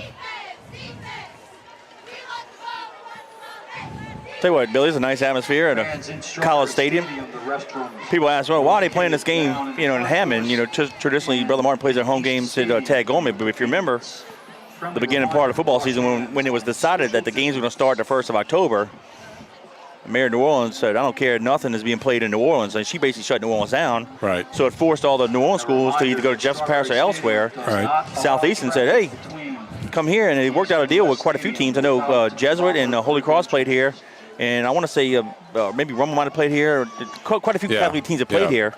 And of course, Crusaders said, "Well, we'll take up on an offer." Sure. It's a nice facility. It's a great atmosphere. It's a good field. Yeah, 45 minutes away from home. So what? Great facility. It's you're sitting on the field, which is nice. And the field is much better. Like when we played here, it was like old Ted Gorman was, or East Jefferson, big old mud track in the middle of the field. But now this there's no field turf is nice. There's no track. There's no nothing. No. It's just it is nice. Yep. All right, let's stop up and make a play here. Yep. All right, first and 15, Crusaders from their own 38, 2:43 to go in a half. Twins top of the field, split near side. They'll send the slot in motion across. Mama Hat rolls to his right, fires a pass. Oh my goodness! Lojudis in and out of hands. Oh, my goodness. That was not a pick six, but he'd have had a lot of green going the opposite way, but he just dropped the ball right through his hands. And his receiver kind of fell down on the side, too, which had nothing to do with the pass. But, yeah, Mama definitely wishes he had that. Well, he did get it back. That was a gift. Yes, he did get it back. Missed opportunities. Yep. We missed a fumble on the first drive, missed an interception here. It hurt us the last time. Let's see how we'll do this time. Double stacked twins. Mama had in trouble, steps up in the pocket. Big E rips him down. Nice tackle. It's not a horse collar. You got to grab by the shoulder pad in the front. They're balking at nothing. Come on now. Keeps the ball up the middle. He just grabbed him by the shoulder pad in the front and ripped him down. Big E lost his helmet. Yeah, he has to come out. I think Big E might lose his helmet once or twice a game. It happened last week for sure. It did, yep.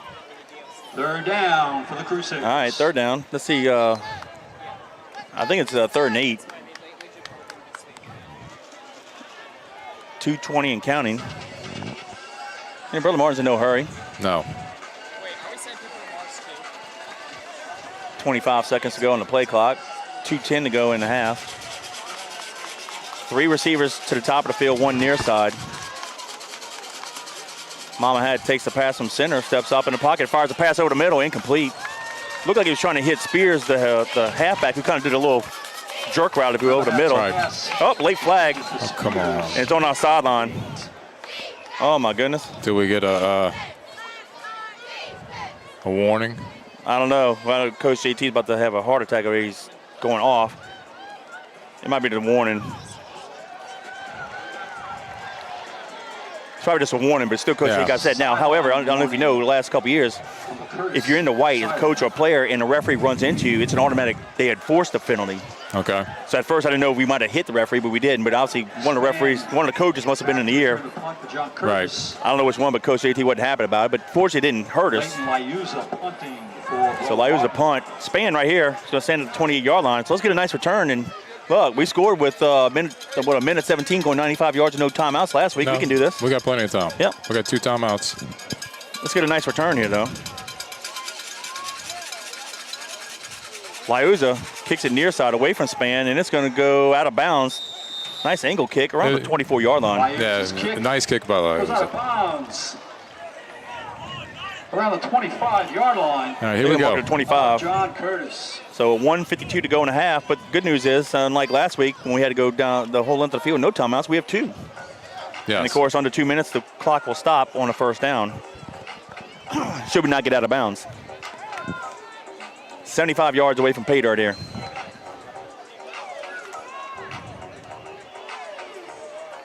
All right, we'll go with 1 running back pool. We'll split 2 receivers to the left, 1 near side. Taylor, quick hits to Span on the far side, and he's going to get it around the Taylor's pass, complete to Caleb 27. There's a late flag over here in the back. So I don't know if it's the Brother Martin coach got in their referees here. Let's see what happens over there. It was the back judge on the far sideline. So it might be a sideline warning on Brother Martin. It's like they moved the ball to the 27, so it's a gain of 2. Well, they're going to mark it off here. Oh, wow. Personal foul. Okay, I didn't see it.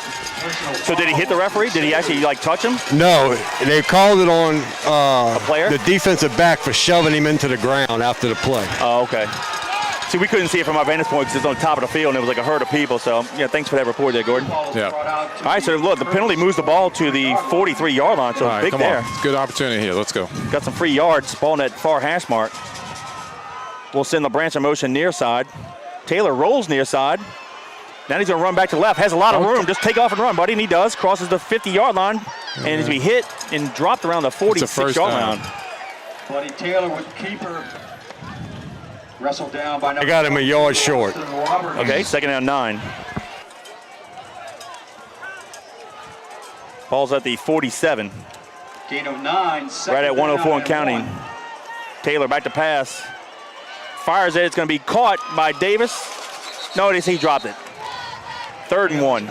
It's really half a yard, actually. 57 seconds to go. 3rd down for the Crusader defense. Come on, Patriots. Poole and Span check in, but Branson Quinn come out. 57 seconds to go in the half. Patriots have it third and basically a half a yard from the 47 of the Crusaders. Quarterback sneak. Quarterback keeper to the right is there, wide open over the right guard. And that's where he goes. He'll have the first down. Yep. All right, now let's to the get back up. 45-yard line. Call timeout. Well, I'll stop the clock briefly. Taylor keeps the ball up the middle. With 53 seconds. Well, but to your point, we do have 2 timeouts. You can call one right here if you want. We don't need to if we hustle up. Let's go. Now the clock starts. 50 seconds. First down, John Curtis. It was more of a little sugar huddle. We screwed that up. We got a half-hearted huddle, and we wasted about... Wasted 12 seconds. Yeah, 12 seconds, so 45 seconds. Timeout Patriots with 45 seconds to go. It's the Patriots 13, but the Crusaders have 21. You know, that's so frustrating because, you know, let's go back to when you and I played. We would do it every Saturday morning in practice. And, of course, every once in a while during or midweek, we work 2-minute drill all the time. And you get the first down, and we're taught just get line back to the line of scrimmage. Spike it. You've already gotten to play because while they're measuring it, we're you're getting a talking, call, right. and you're snapping it on the whistle. Right. And it drives me, even like LSU with the Saints, they'll do it, and they'll call a play at the line of scrimmage and wait 7-8 seconds. You got to be snapping that ball when the whistle's blown. But we were still in a huddle and didn't know what the call was and ran the clock down. So that's why Coach JT and Coach Jeff were so upset about it. Right. Because that's not how we coach it. Yeah, I don't know if I'd be equating us to the Saints 2-minute drive. They score a lot in the 2-minute Well, they drive. do, but what I'm saying, sometimes, a lot of times, they waste a lot of seconds off the clock. They do. And I think there was an issue, too, based on the play call and who we had in the game because a personnel thing, I saw one of our coaches trying to get somebody in. All right, so the ball's at the 45-yard line, 45 seconds to go. Little bunch formation to the right. That's something we knew last week against Rommel. A branch comes in motion near side. Throws it wide open to Dudenhofer in the middle of the field. Caught it. Baby.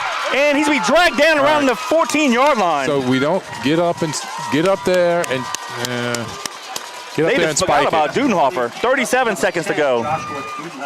At the 13-yard line. By number 8, Corey Lambert. Okay, we're good. Taylor Make a rolls play, to his Taylor. right, Make a play, Taylor. fires it near side, and just okay. one hop it to Davis. Stops the Okay. clock with 27 seconds. 2nd and 10 from the 13. Yeah, Dudenhofer just snuck up the middle of the field. They just left him wide open. He's going to catch a touchdown soon. All he does, Billy, is catch first downs. Hey, I'll take him. Give a shout out to Michael O'Brien listening to us. We appreciate you. Give a shout out also to a fellow teammate of ours, Sean Stallings, listening to us as well. Appreciate it. He lives out in here in this neck of the woods. How you doing, Sean? Steve McCready giving us a shout out. That's another teammate of ours. Quinn goes in motion to the left. Fake the quick zip. Buddy rolls it near side. Has the guy wide open, but he's going to take it in himself. Get in there, babe. Get in there, babe. Nice job by Taylor. Oh, that's a late hit, too. And they don't call it, but we got 6. With I'll 19 take it, seconds brother. to go. That's what we asked for right there. Number 1, Buddy Taylor on the keeper. 19 seconds to go, and just like that, Patriots drive down the field. We talked at 4 minutes on the clock. We need to hold them and score. And defense held them. Offense moved the ball down the field and scored. We're good, man. We're good. But the missed opportunities, Yeah. Patriots might have had a lead right here. Maybe we got to talk about forgetting about those. All right, we're going to go for 2 here. Inverted wishbone, who we did against Rommel last week. Let's see what happens here. We'll go to the right, and you got it, but they called timeout. Oh, right before the snap. Poole walked in off the right guard, but Brother Martin called timeout just as we snapped it. Brother Martin. It's a good job by Brother Martin. Yep. Oh, well, we'll do it again. I'm going to do a little calculations here. Give me 1 second. All right, that was a 7-play drive. 75 yards in distance. 1:33 off the clock. And we had, Buddy did the right thing, he scored, but you saw Dudenhofer wide open on the drag. He could easily thrown it to him as well. So he had 2 options there. No, Buddy definitely did the right thing. He saw he could score, and that's what he needed to do. But I agree with you. He was wide open, so we did have those 2 options. And look, since the first drive, our offense has been, Well, we had to punt then, moving the ball well. and then we dropped the zip pitch. Yeah, other than that, we're not doing bad. All right, Big E to line up for the PET. We'll probably kick it here. But we would have tied it with that 2-point conversion, but Brother Martin called the timeout.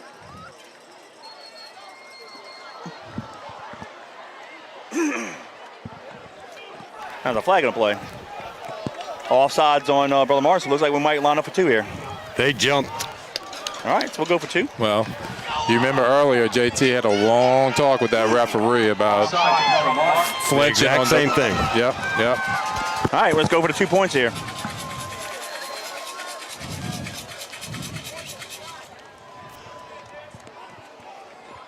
We'll go with 2 tight ends. Let's see if we give it to Poole getting off the right side. Split near side. We'll go to the right again. And Taylor Get in there, T. got it.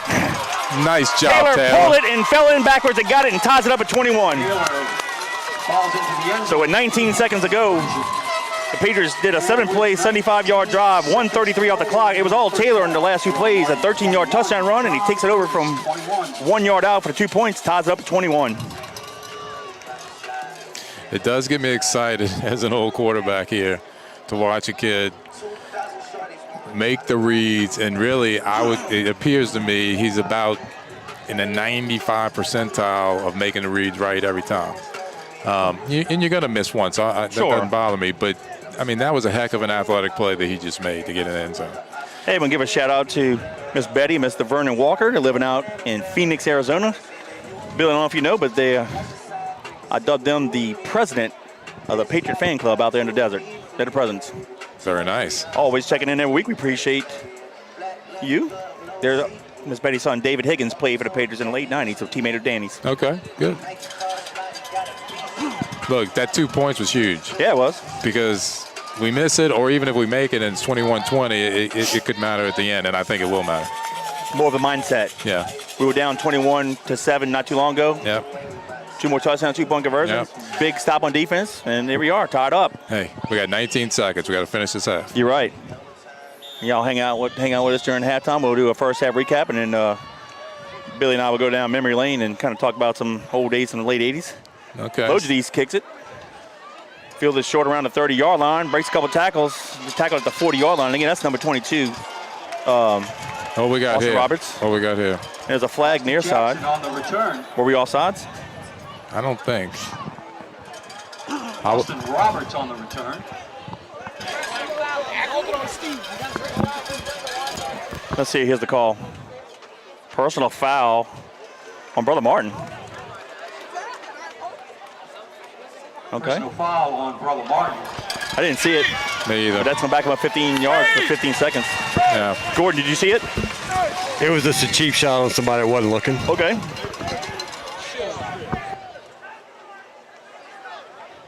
They doing a lot of that, and coaches are complaining. Okay. Well, that moves the ball all the way back to the 25-yard line, so that may change it where Coach Boney might have said, you know what, from where they had the ball, he might have taken 2 shots deep. He might just take a knee here and just go into halftime with the tie score. Let's see what he does. And I think he might take a knee like on the center. Yep, Matt Mahad's going on the center. And he'll kneel it. And they'll let the clock run out. 5 seconds. 4 seconds. And that'll do it. So after 1 half of play, it's the John Curtis Christian Patriots 21, the Brother Martin Crusaders 21. We want to thank our halftime sponsor, Bobby Seafood. Bobby Seafood is a family-owned business located at 9013 Jefferson Highway in River Ridge. It was established by Mr. Bobby and Vicky Estes in September 1978. They're celebrating 42 years of business. Bobby Seafood offers some daily lunch specials, fresh prepared food, hot delicious po' boys, and hot boiled seafood. During crawfish season, Bobby Seafood provides an on-site catering, commercial, and personal boils. Call Captain Ryan Estes and staff at 504-738-2104 to place your lunch orders and to book your crawfish bowls. Again, Bobby Seafood, 504-738-2104. Proud sponsors of Fighting Patriot football. Real quick, Billy, here's a scoring recap. Brother Martin got on the board first in the first quarter with 8:02 to go. Mamahat hit Farrell with an 11-yard pitch and catch. Liuza added the PAT, and that put the Brother Martin Crusaders up 7-0. The Patriots did answer with 5:11 to go in the quarter. Taylor hit Davis on a 35-yard touchdown pass. Big E added a PAT, capping, tying it up at 7. And that capped off an 8-play, 70-yard drive, 2:47 off the clock. And that's how the first quarter ended. Brother Martin got back on the board with 8:15 to go in the half. Spears had an 8-yard touchdown run. Liuza added a PAT, putting the Crusaders up 14-7. Then they stole a possession from us on an onside kick, and it only took one play. Spears took it right up the middle from 28 yards. Liuza added a PAT, and with 8:04 to go in the half, the Crusaders were up 21-7, and they looked comfortable doing it. But the Patriots came right back with an 8-play, 73-yard drive, taking 3:31 off the clock, span with a 9-yard touchdown run. The PAT was blocked, putting the score at 21-13. That was with the 4 minutes and 28 seconds to go in the half. The defense had a great stop, holding the Crusaders, got a punt, and then the Patriots just put it together. 7 plays, 75 yards in distance, taking 1:33 off the clock. Taylor, from 13 yards out around the right corner, came back with a 2-point conversion, tying it up with 19 seconds at 21. And as you saw here, just basically forced a kneel down. Right. And then we're at halftime. So your overall thoughts of the performance? So my in the overall first half? thoughts at 21-7, how many people at home or people in the stands were sitting here thinking, oh my gosh, what's going to happen? And what you got to realize is that our first scoring drive, we went right down the field about 80 yards. I don't remember exactly what it was, but it was a big, long drive. Right. And so we realized we can move the ball. And at that point, our offense was very consistent. You know, the turnovers hurt us, but they were very consistent. And our defense is figuring a little bit out as well. And so, you know, at 21-7, we still had a ball game because I believed we could score, and I still believe we can score. They're going into halftime, and what they're going to talk about most is how can we stop Curtis, right? Right. Because defensively, they think that they can score on us, but they don't think they can stop us, and we're going to do the same thing. Although the last few passes that Brother Martin threw were not on target at all. They actually hit one of our guys right in the hands. Right. But there was 3 or 4 other passes that were either high or into the ground or what have you. So, you know, I think the key to the game for us on defense is that we just got to plug the middle and don't let those running backs get 8 and 9 and 12 yards. We need to hold them at 2 and 3. Yeah, you're right. You know, I would say also too, Billy, you make valid points. Missed opportunities. They're opening drive. We force a fumble, jump to the ball squirts out. They recover, gain another 4 yards. Yeah. We had a dropped interception, and then we had 1st and goal from the 9-yard line and drop a pitch, and you know they end right. Yeah, and there's no question about that. There's no question about that. Yeah. So you know, it is what it is. So you know, we're gonna get a little picture here for. Yeah, probably gonna take a picture. We're gonna pause for just 1 second. Cool, thank you, Rob. Anyway. Do that for historical purposes. But so missed opportunities. Right. And then here's another missed opportunity. Brother Martin scores to go up 14-7, and I saw it. You know, they had a short field because we had a penalty. Right. And we line up 5 guys between the 10 and the goal line, and it was a huge hole. Right. And credit to Brother Martin for seeing it and for executing. They just did a little. Came out the huddle and did the squib kick over the line and got in there and caught the 2-point the onside kick. Right. So credit them for that in executing. Yeah, it does. And you know, and I agree with you 100% in the sense of the opportunities, but you know, like kind of we've talked about in the game too, is that you know those guys need to forget about it. You and I could talk about it, but they need to forget about it and move on. And you know, right now, look, I'm the king of watching sports and whining and complaining about something on a team I want to win, and my wife quickly tells me, it's over, that part. So cheer for the next part because you can't change it, right? So you got to kind of do that. Now, as coaches and as you know, people like that, we have to look at and fix what's happening, right? Yeah. And we do need to fix, you know, not putting the ball on the ground. That's for sure. That's for sure. Well, let's talk about this. You know, it's now broadcast. We have no control over the game. Right. But you know how when we played, we did have control of the game, and I know how it was. We were cut out of the same cloth. Right. But we did a good job flushing it. So we'll go down memory lane real quick. For y'all you don't know, this is Billy Duncan. He was my quarterback. Billy was here's a did you know for all you non-Patriot fans, or even some of you old Patriot fans may not know, that Billy is the first Patriot quarterback to be the starter in 3 state championship games. As a sophomore, he had to start because Steve McCready, our senior quarterback, dislocated his elbow in the middle of the first quarter against Jones Barhad in the semis. And due to injury, came in and did a great job in the semifinals, and we won that game against Jonesboro Hodge. Unfortunately, we fell up 2 points shy, lost to Walker 9-7, and but was able our junior and senior year we won state championships. But you were the first quarterback to start three state championships. Danny, my usual partner.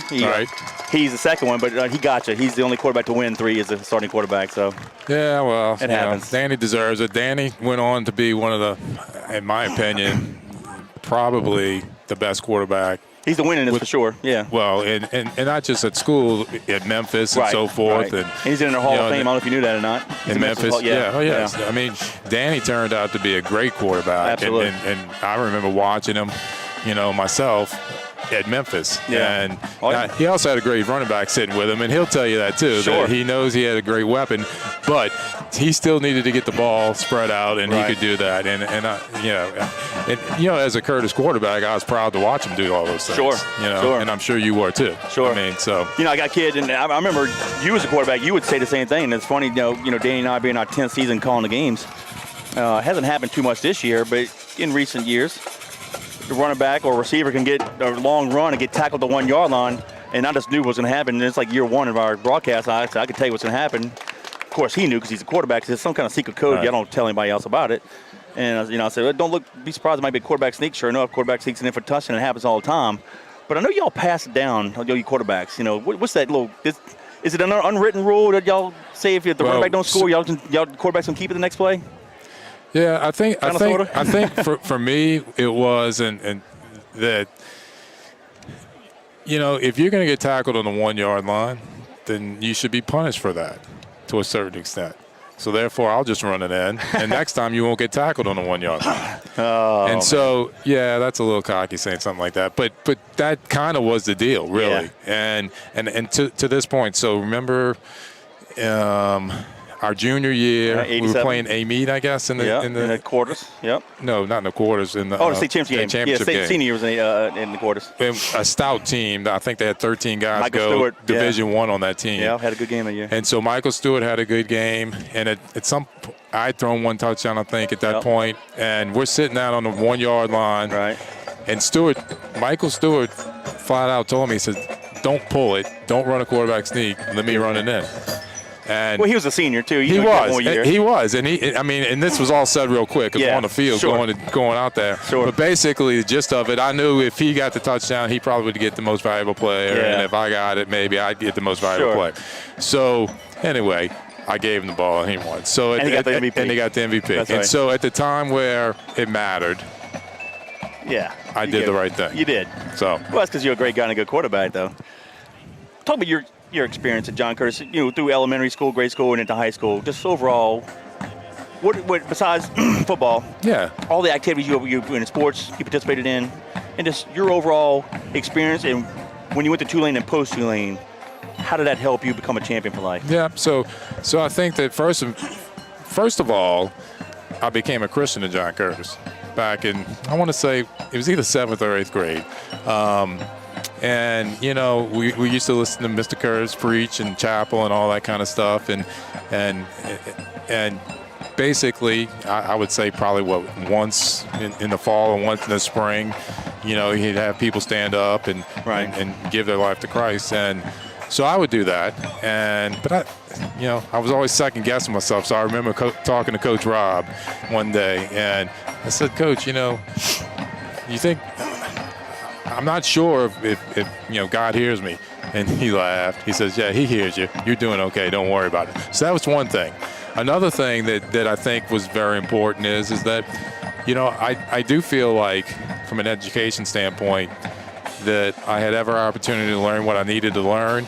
And it proved out to be the case when I went to Tulane and got 2 degrees, and there was no issue there. And then the other thing is I felt like Curtis was – They taught you how to be a family, and we became a family. I mean, you and I have known each other for a long time. Sometimes, unfortunately, families split apart a little bit because we have to move and move on. Sure. But, it gives you those values that, are everyday life type skills. I think that for me, those skills are a step behind, being a Christian, because that gives you values too, and what you're going to think about. And I'm not saying that I've always been the perfect Christian, but it is something that always came back to me. Right. And I would credit Mr. Curtis and JT and so forth with that. So, I do think when you're talking about being a Patriot for life and building young men into men, that they've done a great job. And I've told many of people, look, I love my dad to death, and number one man in my life. But I would say JT could easily be number 2. Absolutely. No, absolutely. Well, you married your high school sweetheart, and y'all have 3 kids living on the North Shore. So talk about Billy Duncan, the adult. Yeah, so Billy Duncan and I. Well, yeah, I did meet Lisa. We were both 17, so we've known each other for a while. I'm about to turn 51, and she turned 51 a couple days ago. So, geez, 15, 51, 34 years. Yeah. So it's been a while, but it's been great. And of course, she's wonderful. I screw up a lot, but she does a lot of good things.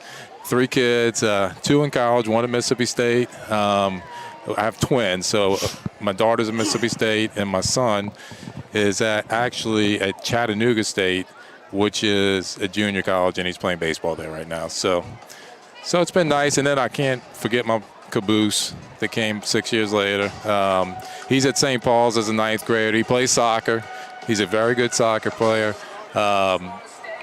And it took me a while to learn soccer, but I've learned it and enjoy it and so forth and so on. So, and he's about to turn 15. Talk about this. A lot of people don't know. 2 years ago, baseball season, your son was a junior, right? Right. The junior that year. Curtis beat St. Paul in the state championship game 2-1. Jay Curtis hit the home run. And win 2-1. Of course, you got to go for your son. His blood, right? Sure. But against the Patriots, what did that feel like in the stands? You got to root for St. Paul because it's your son, but against the team that you won many championships with. So. Yeah. So, what's up, brother? Big Nicky over here. Nicky Lodidi, second in with us, fellow classmate. So, probably the biggest thing with that was, and look, I was taking grief from St. Paul's parents, who are all of my friends. No, you got to root for your kid. Come on. So, well, of course I was rooting for my kid. Yeah. But they would always mess with me. Oh, yeah, secretly you're going for Curtis, and this and that. And one of the moms one time was like, oh, I saw you cheering for that Curtis kid when he got a base hit. I was like, yeah, I wasn't, but that's okay. Look, that was a great game, and we've had quite a few good games with Curtis. Yeah. I mean, I'm talking about as far as baseball. Right. St. Paul's has been fortunate to have a great program in baseball for probably the last 8 years or so. If it wouldn't been for the pandemic, I might have won that year. Well, I'm pretty confident that they would have won it. Well, correct me if I'm wrong. So the following, he loses the junior is 2-1 to the Patriots. Right. But as a senior, St. Paul came back and they won a championship, right? Did he win? He won as a senior. So they came back as senior and won it. Yeah. All right. So there you go. Yeah. So played it twice and won. So it all worked. Yeah, it all worked out. And that game, the game that Curtis won. I'm drawing a blank. He hit a triple and then scored their only run. Yeah, but I'm drawing a blank on the kid who was pitching. Will Repo. Yeah, Will was. And look, Will was on fire. He was. I mean, he was so. I mean, I think 13 to 15 strikeouts in that game. Yeah, I think we may have had 2 hits. Triple being one. He might have had a walk or something like that. And look, William told me, he's like, Dad, it looks like a fastball, but it tails off so fast and dives down so fast and so forth. And so but I mean, look, Will's been playing in college, and Will's still probably successful. So. But anyway, and then the next year we got to come back again, and we ended up winning it, and so that made him. I think we beat Rommel, that year. So it was nice, and like I said, I think this now at this point my kid's in college, but this past year they've got 5 kids on that baseball team right now. The 2 are committed to LSU, 1's committed to Mississippi State. Well, when I say right now, last year. 1 was committed to, where was he going? He was going to, UAB. Okay. And I'm missing 1. And Southern Miss. So there was 5 starters on that team, and 2 of them were pitchers. And really, really 3 of them could have been because the shortstop can pitch. Connor Simon can pitch, as well, and he does pitch. But we'll see. I mean, they're just hoping this year that it doesn't happen again. No, you're right. Because they lost a kid that went to UAB, but they got everybody else still. Yep. Let's talk about Billy Duncan, the Patriot football player. What are some memories you have during your 4 years on the football team? That you don't mind sharing? Well, I mean, I'll share something that maybe is a little disgusting, but, before every game, I tended to lose my lunch because I was nervous going to the games. I mean, I remember that. We worked hard, and I was so intense and wanted everything to be perfect, and I had to get around that sometimes. But, playing in the Superdome, they don't like it too much if you do it there. So, But I remember that. Some of the things also are, that game where McCready got hurt, and man, I would never want McCready to get hurt. He was a great player and a good friend, and a senior that year too. And a senior that year, and I had to go in really the 4th play of the game. Yeah. And things worked. I mean, we scored quite a bit. Yeah. We pretty easily won that game. Yeah. We pretty easily won that game. Yeah, from my perspective, I actually helped in that game. Not more than McCready would have, but I didn't. Then the next game, that state championship game, it was rough. I mean, I'd have to go back and look at it. It's been a long time, but I don't feel like that I did everything I could have done, and I felt bad for all the seniors, of course.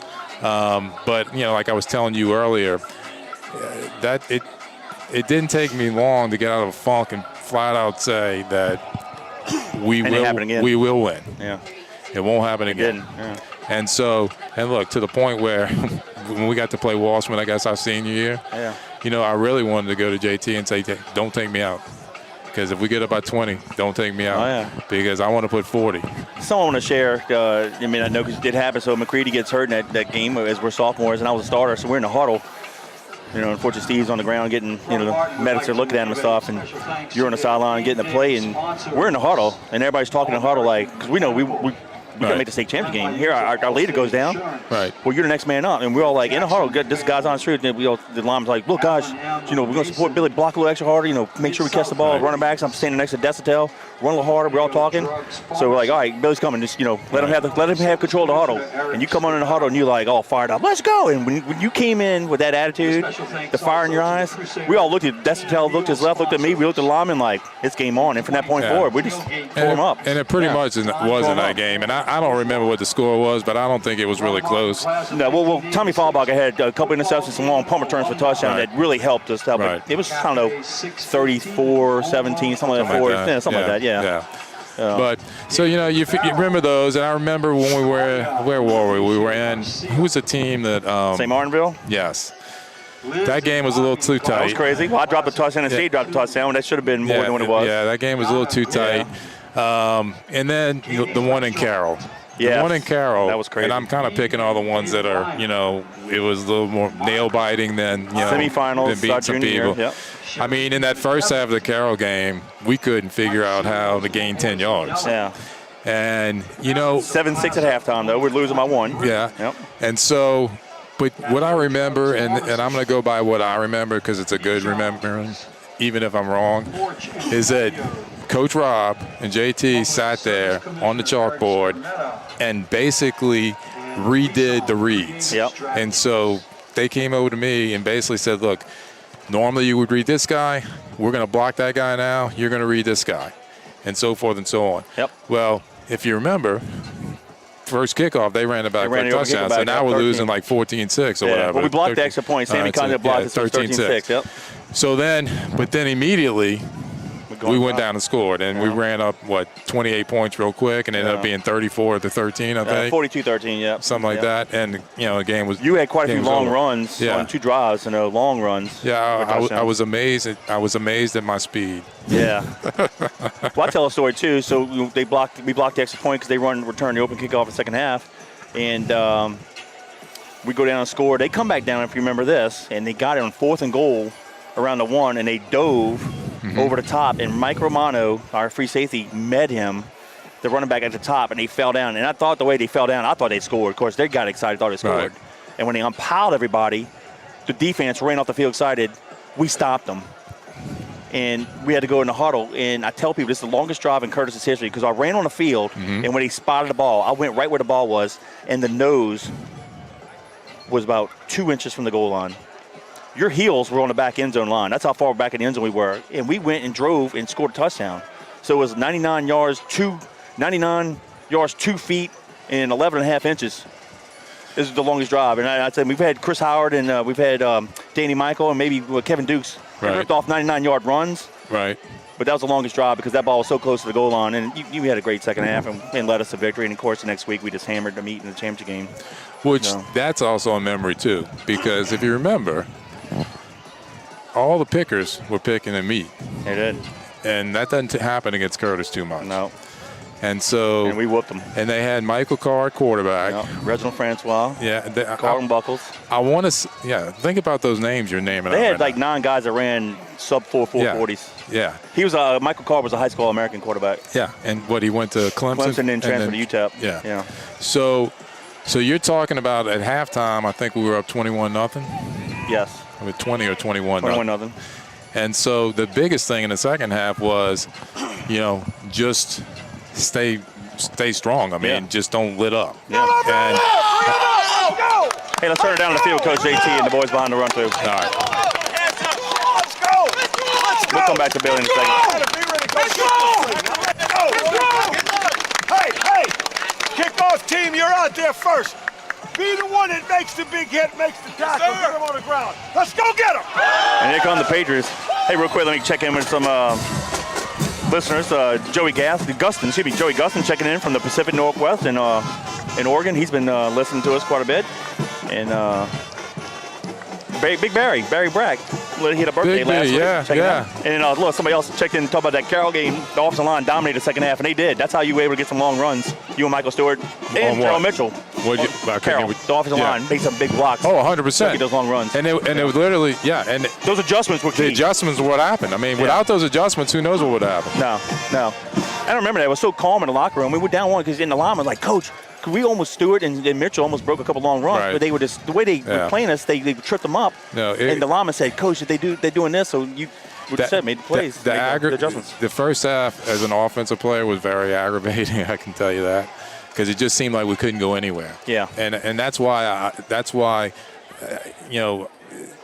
the adjustments. That was Kenny Alonso checking in. It was. Okay. Yeah, there you go. And Sloan, Kenny would know. And Sloan, exactly. Weaver, and Jeff Consian. Yeah. So they did a great job, of course. And James Beard, can't forget James. And let's just talk about offensive lines. Yeah. They always did a great job. They were big. Yeah. They always did a great job. And I'm not just saying that, Kenny, just because. But it is true. And really, you were probably doing a good job right there. It was just the way the reads were working, it wasn't working. In the first half, I'm talking about. No, they were. Well, they made some adjustments. They watched some film. They did something different. And I tell you what, it made that nice bus ride back home much sweeter. 5 hours from Monroe. Yeah. If you remember that, I think your dad saved a lot of people. Yeah, we had a blowout on the second bus, and that was crazy. Yeah, and we all got on one bus to go home. Yeah, that's amazing. We fit 100 guys on one bus. Yeah, I don't know if that's legal, but anyway. All right, the Patriots kicking off left, right, Big E to do the honors. We're about to start of the second half. Score is tied at 21. A little short All right, kick. that's going to fall on roll. And they're going to catch it. Oh, intermediate catch, and we don't make the tackle, and they're going to run it all the way back. So just like that, that wasn't good. Lambert takes it to the house from 65 yards out, and just like that, with 11:50 to go in the third quarter, the Brother Martin Crusaders are back on top, 27-21. I mean, he was untouched. There's not much we can say about that other than it's kind of leaves you speechless. Bad for us. Yeah. Yikes.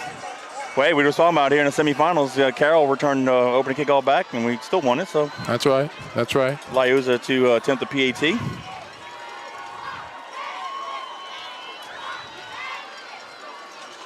That was a 10-second play there. Snap, place, kick is up. And it's good. So with 11:50 to go in the third, it's now the Crusaders 28, the Patriots 21. On the board. Yeah, but 11:50 to play in the third quarter. Brother Martin 28, John Curtis, 21. Fans, to ensure a positive experience, please remember to practice social distancing. 10 seconds off the clock, about a 65-yard return. Liuza adds. No, but you know, from a special teams perspective, we struggle there a little bit. That's an understatement. Yeah. Not like we used to be. Well, definitely not that, but I'm just talking about in general in the last 10, 12 years. Because you can't have a ball land. I mean, he caught the ball, what, on the 40? About the 35. 35? So 65 yard. Okay, so. But he ran the middle untouched. Nobody touched him. No. He's part of the Red Sea. All you do is run. Well, the good news is we got plenty of time left, so we'll get the ball back and drive back down and tie it up. Yeah, I got to follow my own rule now. I got to just flush that one and move on. Let's go. All right. Liuza kick it off. Again, he's going to need a massage or get a little hot tub therapy. He's been kicking off a lot tonight. Span's going to stand back around the 5. We got 4 Patriots between the 25 and 20. And we do have somebody in that middle gap now. Yeah, that's a smart move there. Kick it far side. Davis from the 18-yard line. 20-25, puts his head down, crosses 30, 40, 45, 50, it's a foot race. They got a flag. The flag is going to come back. Oh, my goodness. Probably going to be a holding call, but Davis got all the way back to the 35-yard line of Brother Martin, but that flag might bring him back. Let's see. Flag is laying at the 39-yard line. Coach Bonnie from Brother Martin said, yeah, it's on us. It's holding on us. Yep. Sure is, and that's what the white hat says. Oh, you know. Seems like every time we take one step forward, we take 2 steps back. All right, let's see where they mark it. It's from the spot. Looks like it's from the holders around the 49. So this should go to the 39-yard line, right? No, okay, it was the flags at the 39-yard line. Patriots. So it should be at the 29. That will push the ball back to the John Curtis 29. So instead of having the ball at the 35 of Brother Martin, we got it first and 10 and on 29-yard line. But hey, Billy, to your point earlier, we've had nothing but long drives, so we can do this. Yep. Ball on that left hash mark. Taylor on the center. We'll come near side, hands it off the Pool over the center. And he's fighting hard to the 35-yard line. 5, yep. Gain of 6. Yeah. Ronald Poole on the carry. David Higgins checking in, saying let's go Patriots. Back to our base play right there, and good run. So I'm trying to see what Brother Martin might be doing for adjustments on us. And based on that play, everything looks the same. Quinn and LeBranch are the halfbacks. Quinn takes it over to center again, and he's fighting hard, dragging a couple guys, got it to the 40-yard line. I think that extra effort got him the first down, Billy. Yes, sir, he's got it. Number 6, Poole. Poole, excuse me. On the carry, tackled by number 8, Corey Lambert. You were right, No, that's Kevin. Quinn. No, that's Quinn. That was Quinn. Yeah, I thought it was right. I went by the PA. Poole's on the sideline. Poole check in for LeBranch. It's first and 10 Patriots from the 39-yard line. 10:48 to go in the third. It's the Crusaders 28, Patriots 21. It was tied at 21, but the Crusaders returned the open kickoff for the second half for the touchdown and got the PAT. Power play far side. Quinn turns the corner, and he's going to get near the 49-yard line. Charles Quinn around 44-yard line, excuse me. Yeah. Gain of 5. Noah Sashery on the Cal stop. Kopecki checking in. He was a receiver that year, and he said he was on that second bus. Yeah. He says, thanks for Ronnie Daly for letting him sit next to him in the seat. He was the pill on the way home. Yeah, like, again, folks, it was on Curtis football as we know it may not exist because that we would have lost half our team on that bus, that accident. Yeah. Come near side. Taylor's going to hand it off. Short gain. I think got to the 46-yard line, and that is, I believe that's Quinn. Charles Quinn. It is on the carry. Quinn. With the handoff. Gain of 2. Number 93, Kai Brown. But yeah, somehow we fit 100 guys on one charter bus. Yeah. Right home. Third down for the Crusaders. All right, third down. Defense. And let's see, we got to get it 3rd and 3. 2 tight ends split near side. Span checks in at the right halfback. LeBranch the left side. Ball's on that left hash mark. Taylor comes near side, and he hands it to Caleb, and Caleb's going to have the first down. Yep. Right at the 50-yard line. Span with the handoff. Nice run there by Caleb. Gain of 4. Only needed 3. Brought down by Corey Lambert. And John Caleb's our Offense. Swiss Army knife player, Billy. He also plays on defense, plays all the defensive back, plays could play outside linebacker Right. for us. Of course, obviously, we've seen him at linebacker, receiver, and running back tonight. Yep. And we'll also return kicks, so he does it all for us.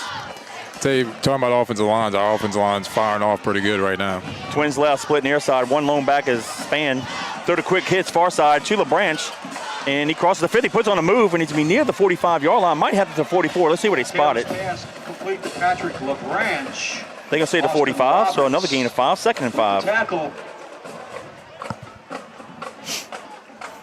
Gain of 6, 2nd down and 4. 8:28 to go in the third period.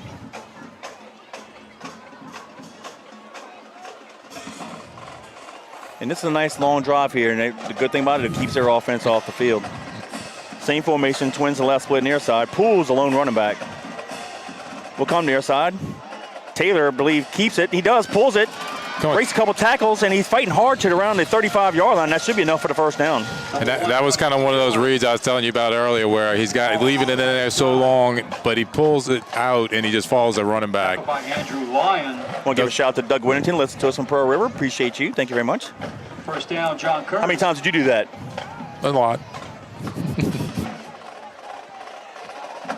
All right, we'll stay in the same formation. Twins left, split near side, lone running back. He'll be the left halfback this time. Taylor gives it to Quinn. There he goes. Over the left guard, has a nice hole. He's fighting hard.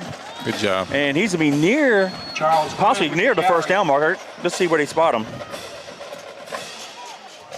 Yard short. Okay, we'll put it at 26. Thank you. Gain of 9. Look, think about it. If you're able to follow that running back right in the hole, basically you got a lead 2nd blocker. down and 1.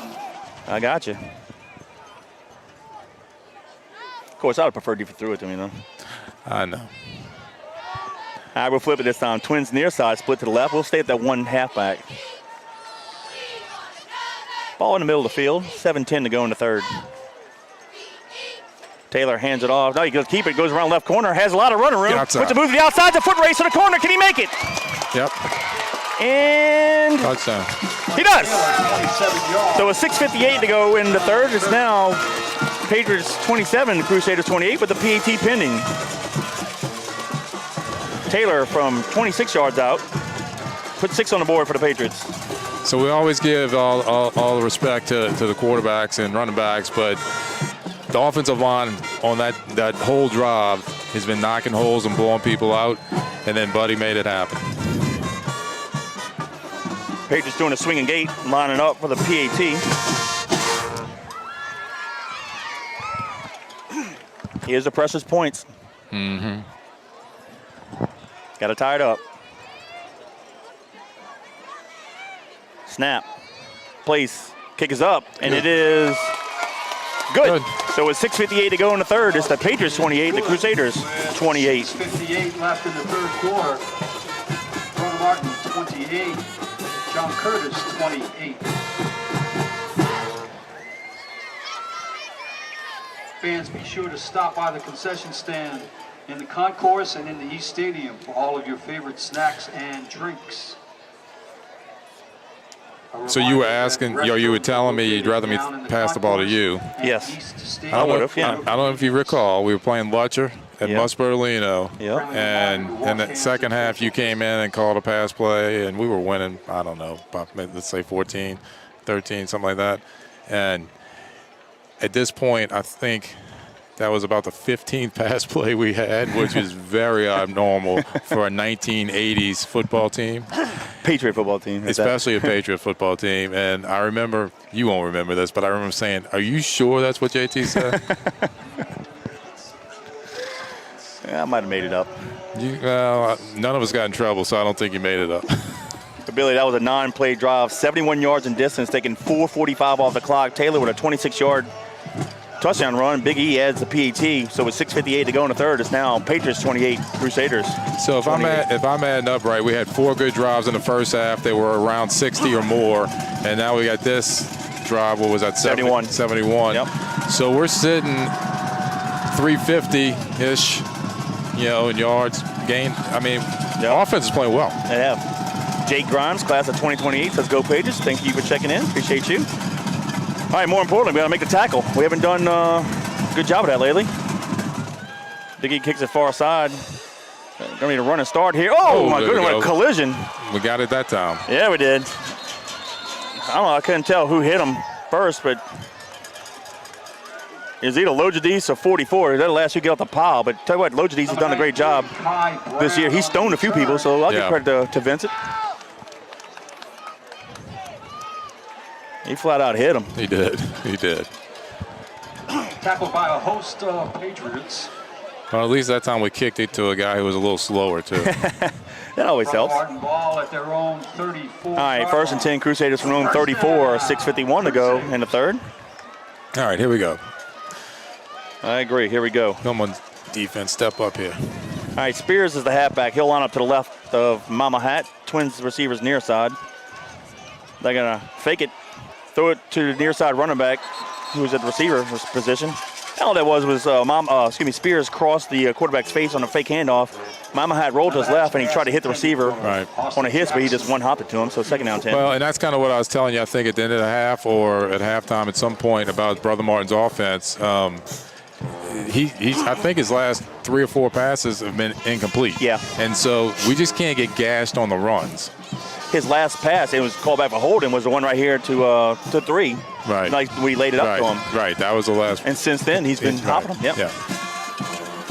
Twins receivers to the right. They'll send the receiver in motion near side. Play action ball. Pass next side. He's going to throw it back. Side. Has a guy. Turn around. Turn. And it's going to be dropped. Whew. Good job of not interfering with him. Very good job. That was a linebacker, Ogeron. Connor Ogeron running with Spears. And so good job of not interfering. Right, because if that would have been a college or a pro receiver, he'd have came back into that defensive back who's not looking at the ball, and he'd have got the interference. Well, I think if Spears could have come back into him and got that collision, he might have gotten the call, though. There was no contact. Yeah, that's what I'm saying. Yeah. He would have. Yeah. That's what he needed to do. Yep. He needed to come back and get the ball. 3rd and 10. Mama Hat fires it to Spears. Fight, he dropped it. He just flat out dropped it. Dude, and I see the offensive lineman giving that guy the business on the field. That's illegal. Nonetheless, it's 4th and 10 with 6:34 to go. So they just flat out dropped 2 balls that were very catchable. The first down play was the one hop. Yeah, one ball was catchable, and there's a great defensive play back here getting it. So, all right, they stepped up. Let's go. Yep. Span's going to stand around the 30-yard line. Liu's it upon it. Yeah, I'd love to see a little space here. Well, Liu's has done a good job getting some high kicks for coverage. He's kind of hanging. He's angle punting. Yeah. Well, if he can hit a line drive where Span can catch on the run.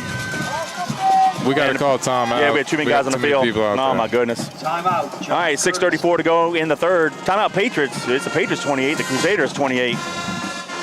That's so frustrating, too, when you practice that. And you know if you're on punt return or not. And you don't get off the field. Right. That drives the coach nuts. Well, it drives fans crazy, too, who pay attention to these things. I hear you. Well, and Danny and I, and you were calling the game, too, because we know how it is. Granted, we've been going 30-plus years. Right. We know what we did at practice constantly over and over and over again, and I can hear Coach Gatz, who's our special team coach, Tom, telling us certain things. Right. And we knew that. It was to do it, it's like to a certain extent, it was a different time, but you still got to do it. Right. To answer your question, let me go back real quick. I got the stats on the touchdown drive. So that was a 71-yard drive on that last drive. We had a 75-yard drive right before the half. So 146. A 73-yard drive. 220. A 70-yard drive. And then if you remember on the drive that we fumbled, the snap, that was about close to 70 on that one. Yeah, so 290 plus another 70. So we're around 350, 360, yeah, something like that. And have mixed it up with some passes. Yeah, so we're moving the ball. Got to keep it going. Nice kick by Lewis. A little shorter than before. It's going to hit around the 36. Oh, Jesus, did it hit us? No, but it came close. And it's going to be down at the 25-yard line, so that's going to be 1st and 10. Yeah, that was close, dangerously close. The guy running down the field, he didn't see it, but boy, it came close to hitting him. That would have been a turnover. Hey, that was good YouTube TV. Me saying, oh, geez, did it hit us? Curtis, 25-yard All right, line. 75 yards away from pay dirt. I don't think Danny would have done that. 6:22 to go in the third. It's now 1st and 10 Patriots from the 25. Let's put it together, boys.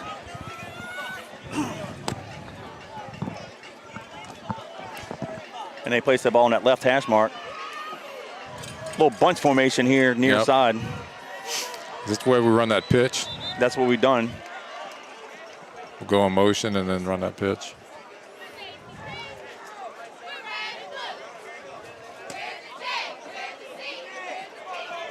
TV timeout.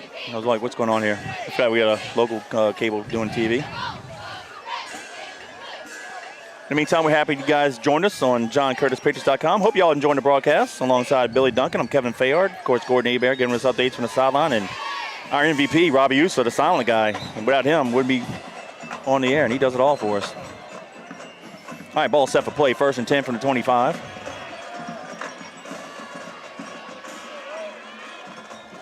Taylor hands it to Poole over the center, breaks a couple tackles. He has a lot of run room down the far sideline. He crosses the 40, and he's slung out of bounds. I don't know if it's a horse collar or not, but it's around the 43-yard line. He had him by the face mask. I was about to say, I thought it was face mask too.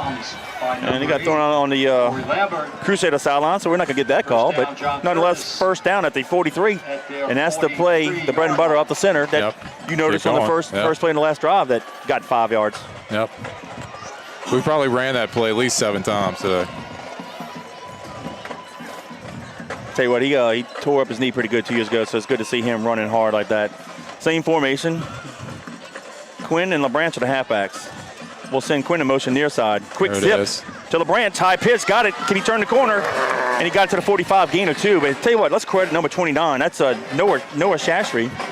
Number 20. Yeah. Ran him down. Branch takes the pitch around the right side. At some point down by number 29, in the next quarter and a half, I'd like to see him run that play, except boot on that pitch.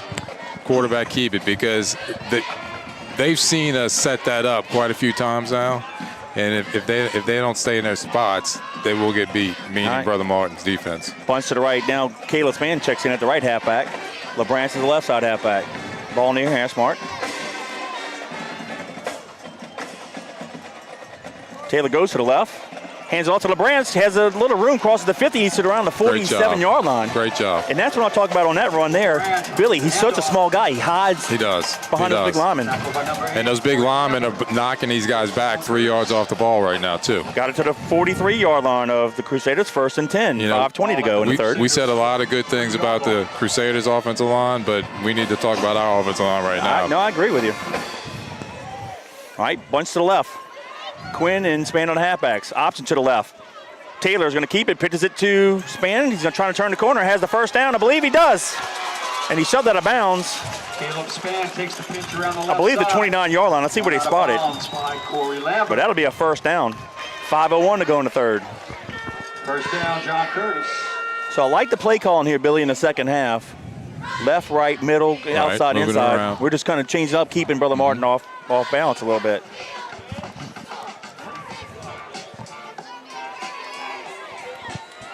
It is the 29-yard line, 1st and 10 Patriots. Split left, split right, got normal formation. We'll send the left halfback in motion near side. We'll come near side.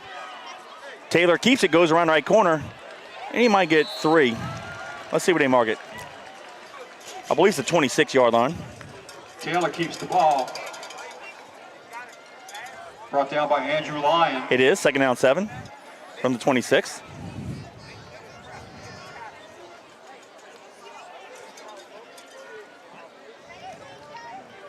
Second down. It's getting a little chilly over here, Billy. Yeah. Calling a ball game here in the stands. Temperature falling, feels good. Twins near side, split to the left. One running back.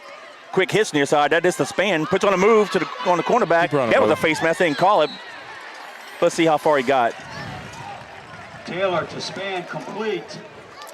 Gonna be 3rd down and maybe 3. We're definitely in two down territory. Garcia. 4 down territory. I agree.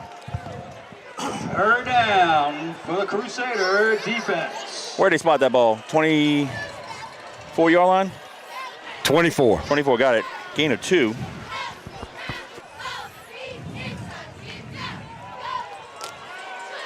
All right, we go with the bunch to the left. There's no nose guard there. You can run straight forward for Yeah, we 4 hand it off to yards. Poole off the middle. He breaks a couple tackles. Oh, and he stumbles forward. I don't think he got the first down, but if he keeps his feet, he might have gotten it. Might be 4th and about 1. Let's see where they mark it. At the 20-yard line, right? Corey Lambert with the stop. Yeah, 4th and 1. 4th and 1. All right.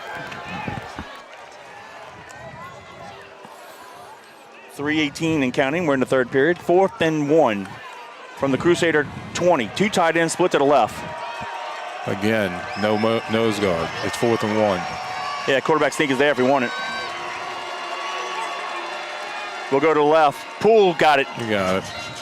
He went off the left guard. I think he got 2. Let's see what he spotted. I mean, as a quarterback, you got to know you can get it because obviously the running back's a little stronger going through the hole. But I do think based on what I'm seeing, there's a pretty big spread there. Yep, gain of 2 to the 18. It's 1st and 10 Patriots, 2:47 and counting. We're in the third. Game's tied at 28. Now we're going to split the LeBranch out. Twins to the left, split near side. Poole, the lone running back to the right. We'll come to the right. Taylor keeps it, turns the corner. Feet, T. And he might be close to the 15-yard line. Let's see what he spotted. He's definitely very quick getting out there. He is. Once he pulls it, he turns on 2 gears. 2nd down and 6. Is that the 14-yard line, Gordon? Yes. All right, 2nd down 6, gain of 4. 2:08 and counting in the third period. Patriots line up that little tight bunch to the left.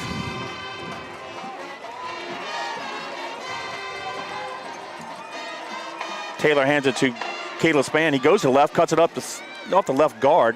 He was the right halfback. It's a big rugby scrum. Yeah, the ball is moving.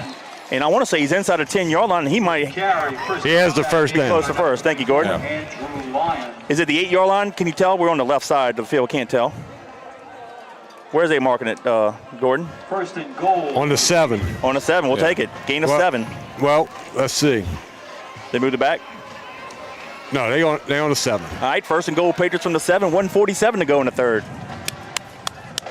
So again, ground and pound. Wide splits by the receivers. Ball in the near hash mark.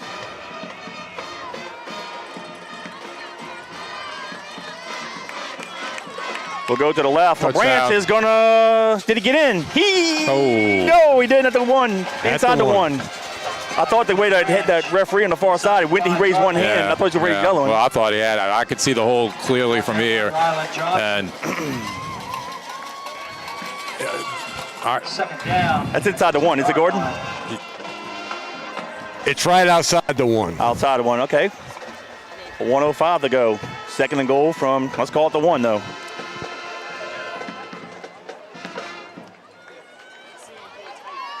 Hole off the left guard is open if he wants it. this.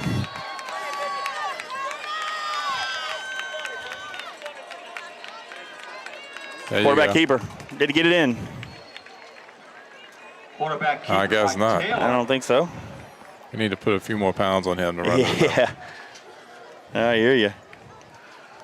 Hey, give a shout out to fellow Patriot, Jay Meyer. Listen to us. And Gramercy says, nice job, Mulan. Keep pushing. You're right. All right, here we go. 3rd down from inside the 1 now. Definitely 2 down territory. Go for it. This close. Got to push it in.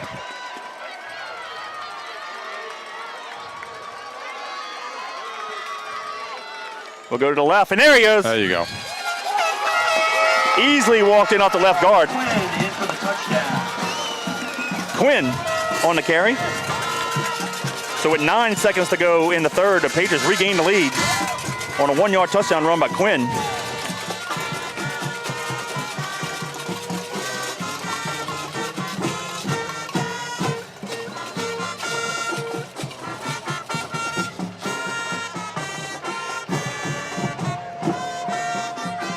Patriots line up for the all-important PAT.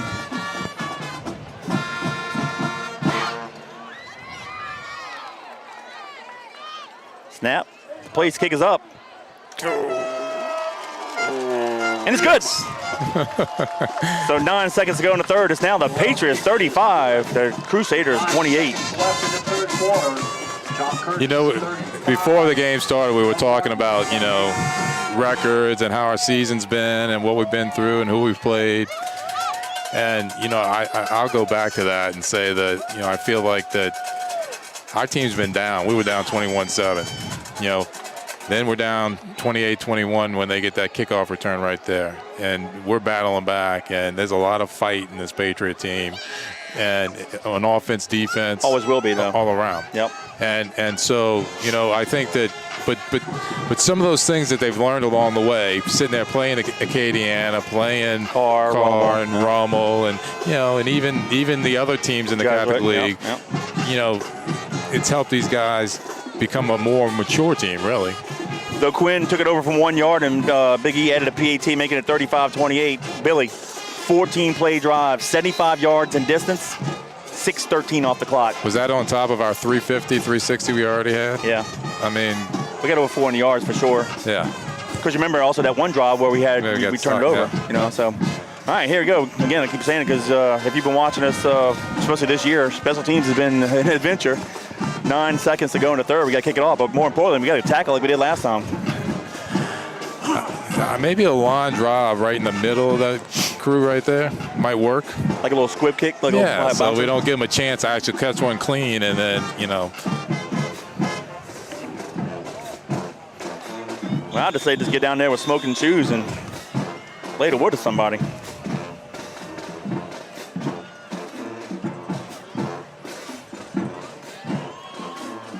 Nice, decent kick. Fielded around the 20-yard line. Middle return, and we're going to tackle him around the 36-yard line with 5 seconds to go in the third. Yeah, and yeah, I mean, and it wasn't a bad kick, but I mean, it was a line drive kick. The ball got down there quick. We didn't have a chance to get down there yet because it was a line drive kick. Yeah. And so, you know, it's I would maybe do that, but I would try to knock it down 10 yards short of that and let it roll around. Here's a question. Was Steve Downey the last straight-on kicker before this young man? No. I'll come back and ask you if you know who Steve Downey is, but Darren Marlborough kicked straight ahead. Tony Galuzza, who after us, he kicked straight ahead.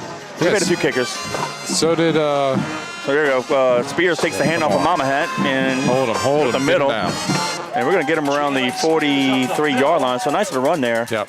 And that's how the third quarter ends. Hang on, we're tight. Patriots 35, the Crusaders 28. We're going to flip the field and turn it over to fourth down. Go ahead, Billy. No, you were asking about straight-on kickers. Yeah. Who was a kid who kicked? Well, I mean, Castleberry kicked straight on. Castleberry, he could, but he kind of did both. But I think he only kicked straight on back because we had that steel toe thing. Because actually, another memory, and it wasn't Castleberry, it was a kid right after him who was a good athlete. What was his name? Mark Owens. Yes. So, Mark, we're doing, you know, Thursday practice. I'm catching the ball because, you know, starting quarterback does all that, right? Boom. He kicks my thumb. And ripped the skin off of my thumb all the way around my nail.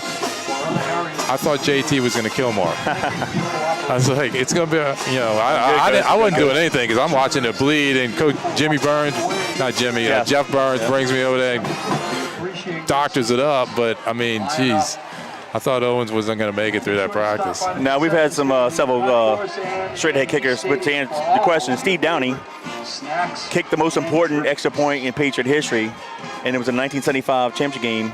Put us up 13-6. Notre Dame Crowley comes back and scores a touchdown, but instead of to kick the extra point to tie it, they go for two, and David Gilmore makes a stop, and we win 13-12. Nice. But Downey kicked it. He was a straight-ahead kicker. Yeah. But that was the most important PAT in our history. Yeah, heck yeah. All right, that was a gain of 6. Second down 4 from the 44. That started everything. Yeah. Crusaders are now going left to right. Twins to the left. They'll stay in the shotgun. Mamahad takes it. Stop the run. Spears. Remember what we said, stop the run. And that's our job. Got to the 46-yard. They might have the first down. A little rugby scrum. He might get that extra yards. He's a yard short. Okay, thank you. Look, I can handle 2 or 3 yards, 4 yards, even a first down, but it needs to be a controlled stoppage of the running. Joey LaBella, I hear some fans listening, in 95 kicked it. Castleberry kicked barefoot. I think he punted barefoot. He didn't kick off the tee barefoot, but yeah, that might be true. Yeah, because remember, you could use that big tee back then. Yeah. There you go, straight up the middle. Spears. He'll have the first down. That's He all gets right. to the That's all right. 48-yard line. Spears with the first down. First and 10 Crusaders from the 48. Siobhan Lane on 11:22 to go in the ball game. The Patriots 35, the Crusaders 28. First down, Crusaders.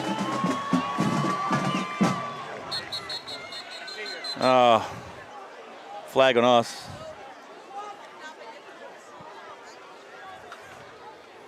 The sideline warning again.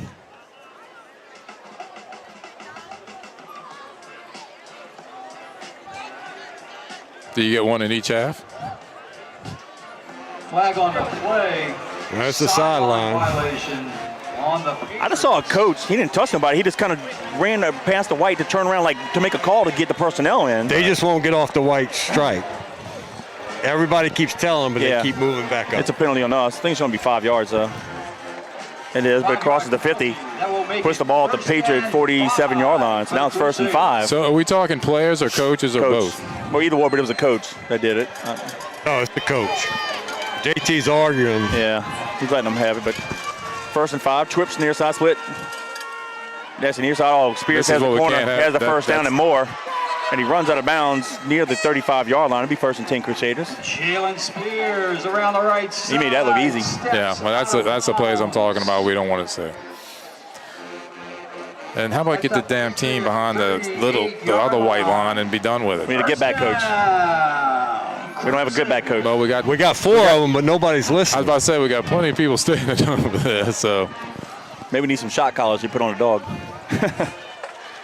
They mark it at the 34-yard line. Pistol formation for the Crusaders. They'll hand it off to Spears right up the middle. Broke a tackle. And he's fighting hard. He might have it to the 31, so gain of 3. are they going to blow the whistle? And that's a flag. 2 flags on us. Well, it didn't even look like they. We threw the guy down after the fact. That's Yeah, going to be I a personal understand. foul on us. That's uncalled for. Flags on Come on, the guys. play.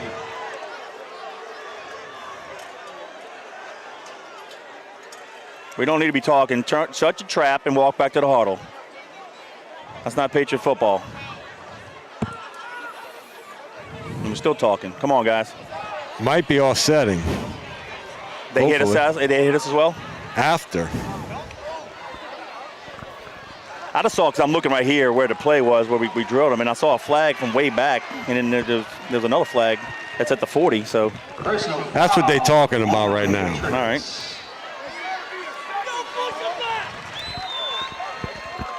Follows So it's been a that. good play ball game. We don't need this last quarter to be a Donnybrook. All right, unsportsmanlike on the Patriots. Unsportsmanlike on Brother Martin. I didn't see the Brother Martin one. That must be the second flag. I did see ours. It was after we threw him down. The Brother Martin player went after ours. Okay. Okay. I didn't see that one, but that's obviously the second flag. Yeah.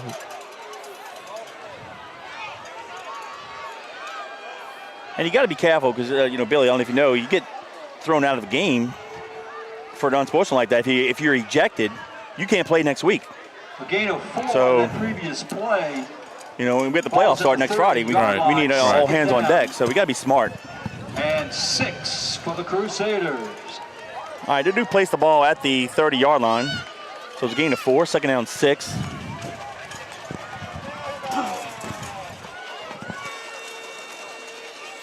And the referees are holding us First, up. I mean, actually, when that ref blew the whistle, I didn't even really hear it. And it may be because I have these headphones on and I didn't hear it, but because I was sitting there watching, why is he allowing us to just drag that kid backwards 10 yards? All right, here we go. Clock restarts, 10:44 and counting. Twins near side. They hand it off to Spears. He cuts up the middle. And he's be close to first down. Big E and a couple guys Takes that handoff. throw him back. He got it through the 26. 3 yards short. Got you, thank you. Thomas Noel. Yeah, last time they ran that play right over here, they scored a touchdown. It's kind of a cutback play. He's following up into the line and he's cutting back across. 3rd down for the Crusader Third. offense. 3rd and 2. They put the ball at the 26. Now they flip the formation. Twins receivers to the left. He got a fullback line up to the right. Spears gonna line up to the left. He'll take the handoff. He runs up the middle. He should have the first down and a few extra yards. And I believe he's inside the 20. Jalen Spears. So the Crusaders have found something. Little hole right there on the Patriots defensive line there. Well, Taking advantage of this drive. you don't see much throwing either because, He was off that last, yeah. really the last quarter. Yeah, so they're going into their run game, and Yep, they got it to the 15-yard line, so 1st and 10 Crusaders. 9:40 and counting. Twins receivers near side. Mama Hat gives it to Spears up the middle. He's breaking a couple tackles. White and Lane wrap him up. we could use a little turnover here. I was just thinking that, Billy. But preferably secure the fumble, unlike the first drive that the Crusaders had. Yeah. It's like a gain of 2 to the 13, 2nd down 8. Second down and 8. 9 minutes to go in the third. All right, stacked Twins near side. They'll go with the pistol formation. Looks like Thomas is the running back. They'll fake it to him. Mamahan almost fell down. They're going to do a throwback pass to the big We got people tight end there. Farrell. And we got enough hats on him, but can we get him down? That's the key. Garrett Mamahat's pass complete to number 83, Logan Farrell. He's a big old boy, Billy. Yeah, mark him at the 9, line. Morgan Stipe. Got it at the 9-yard line. They picked up 4. Well, this will be 4-down territory for them, for sure. 3rd and 4 right here. Let's go. Yeah.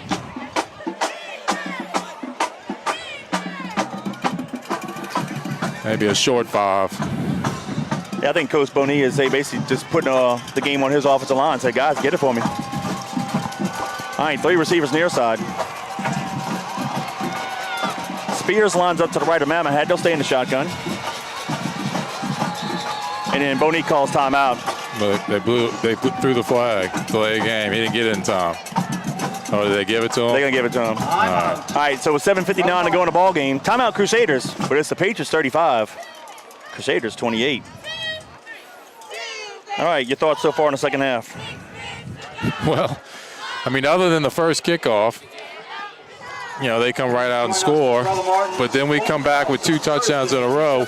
You know, I think the Patriots are playing sound, obviously. I mean, we're sitting here with the ball on the 8-yard line right now.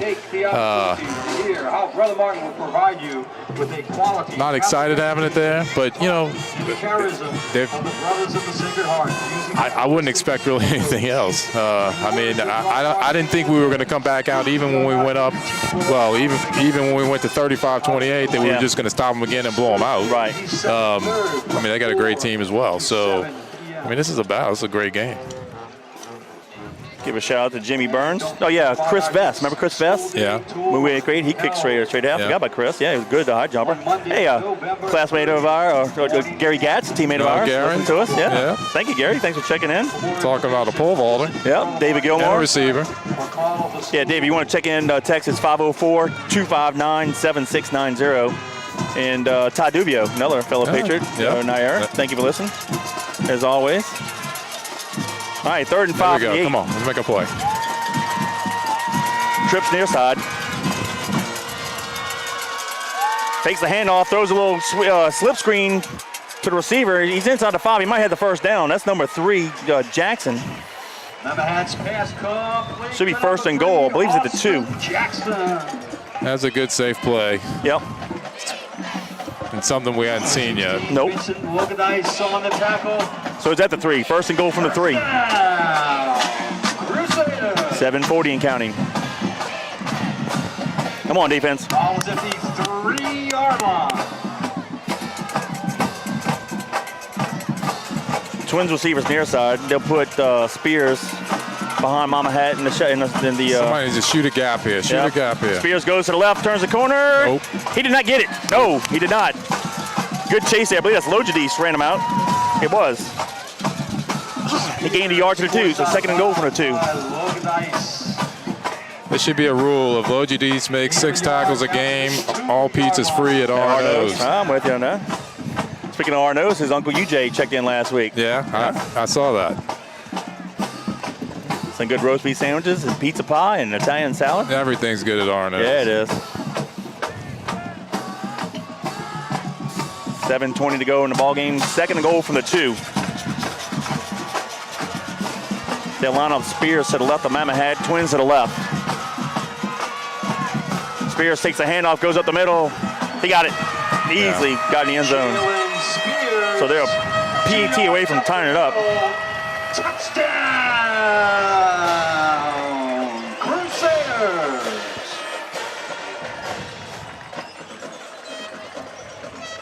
Well, the Crusaders needed that. Yeah. Now we need a block PAT here. We can do it. Get a little push up the middle.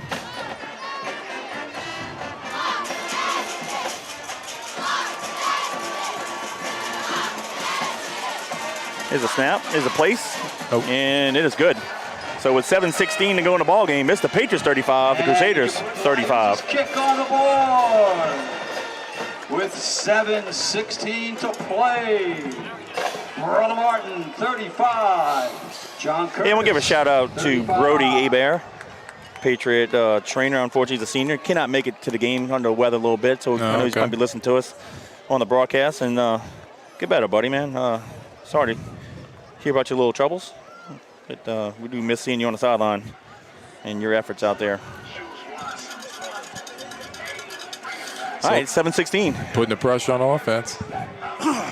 You almost kind of get the feeling like whoever has the ball last, possibly, you know? Yeah. Our offense is responding big time. So far, yeah. I mean, definitely we're responding every bit and more than what Brother Martin's offense technically is doing because of the way they've scored a couple times. But we're going long fields and bringing it to the end zone. And right now, I'd expect the same thing. Gary just sent another text saying hearing our voices makes him feel he's back in the huddle again. Who's that? Gary Gatz. No, Gary. Yeah. Yeah, Gary was a great athlete. He was. Good football player. Great track player.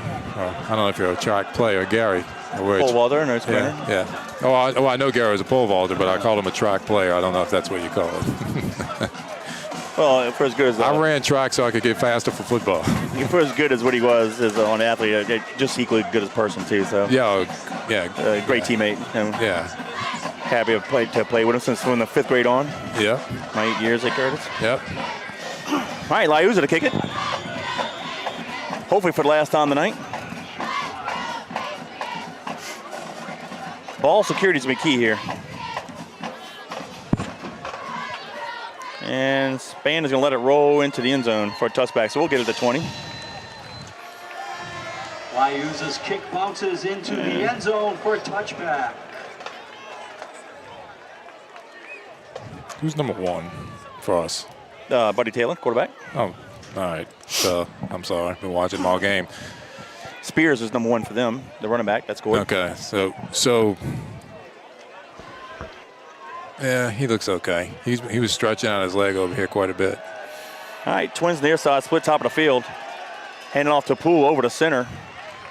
Comes near side, short gain to the 22, gain of 2. That's that same 30 base again.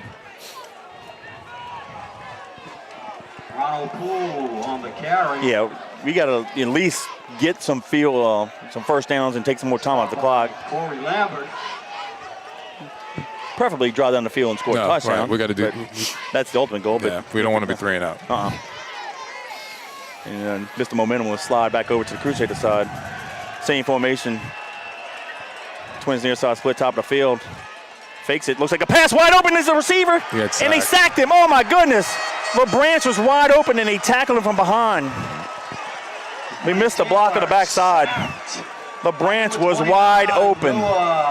Streaking down the field, that would have been the touchdown. Loss of 4, it's 3rd and 12 now. He did a great job with that ride and hiding. Just the backside pressure is where he got it. But man, oh man, the inside receiver on the Twins he just ran down the field untouched and uncovered. A missed opportunity there. Twins receivers near side, 3rd and long from the 18. Taylor back to pass. Throws a slant to, intended for Dudenhofer, but it might have been tipped by the defensive back, 22. Austin Roberts. Yep. And that's going to force a punt. So we didn't want the 3 and out, but it happened. So now we got to rely on special teams and the defense with 5:52 to go in the ball game. Fourth down. Lee's going to stand just inside his 5 to punt it.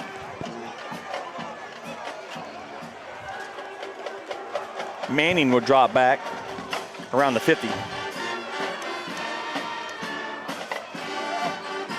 Nice, decent kick. Manning fields it at the 50. Breaks a couple tackles, has a lot of room down the far sideline. And he gets close to the 20-yard line, so that's not good for the coverage team. And Brother Martin has great field position with 5:41 to go in the ball game.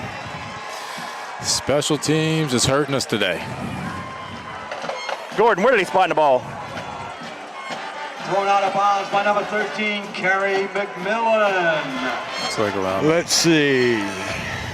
Ball is at the Patriot 20. On the 20. 20. 20. That's a net of 2. Down. Yikes. Crusaders. First and 10 Crusaders from the 20. Split to the left, trips near side. All right, defense, step up here. Mamahat takes the pass from center, hands it off to Spears, goes around the left side, breaks a couple tackles. Short gain. Jalen Spears. Looks like it's around the 16-yard line. Should be a gain of 4. By number 7, Jackson Wallace. It was a line drive punt, which gave him the opportunity to And we dart missed a couple through. tackles, and he had the whole sideline with some blocks. Gain of 3 on the play. Second down and That's a gain of 3, 2nd and 7 from the 17.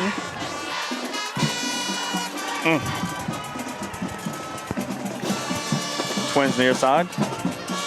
Mamahat fakes it, he's going to run it himself. He's going to have the first down, and he should be inside the 10-yard line. Jared Mamahat. Or at the 10. That should be enough for the first. Brought down by Connor Orgeron. Ogeron with the tackle.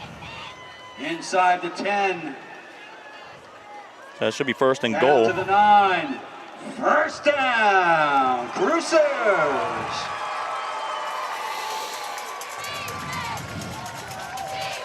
All right, 4:44 and counting. First and goal, Crusaders from the 9. Twins receivers near side. Spears takes the handoff, goes to the left, and he might have a yard. Yeah. Oh, 4:25 come and counting. on. Just threw a flag. Hopefully. Spears on the carry. Looks like it might be on now. Penalty on the play.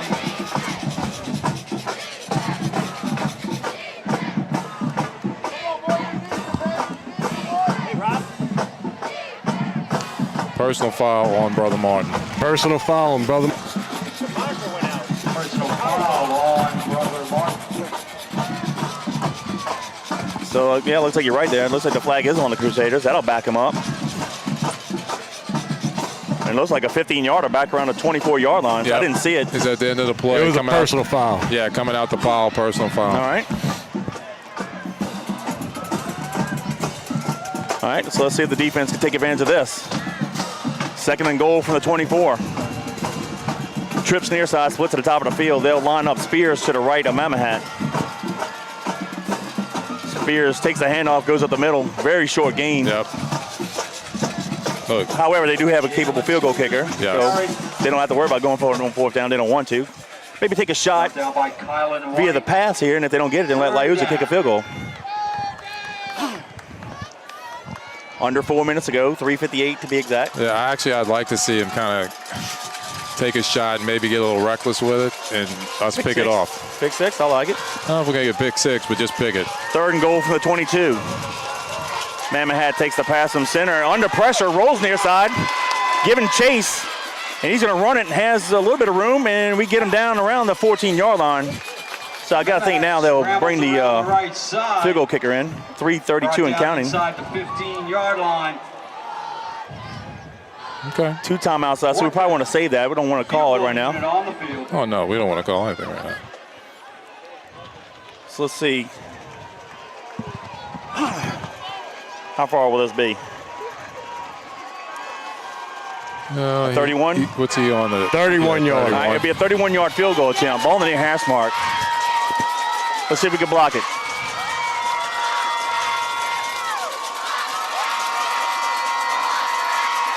Snap.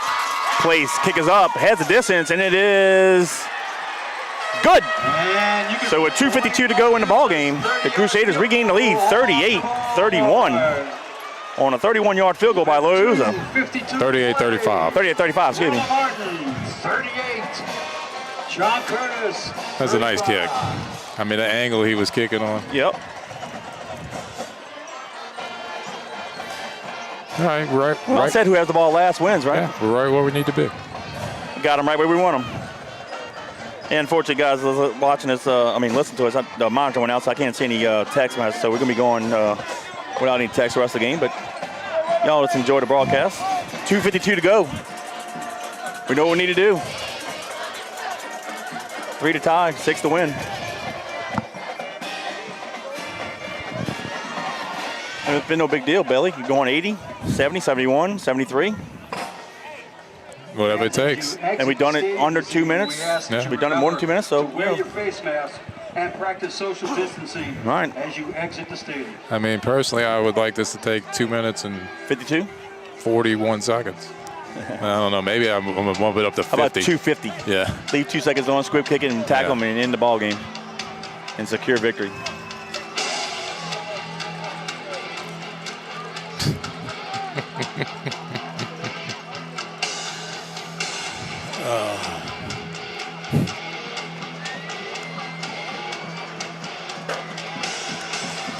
All right, so Loyosa to kick it.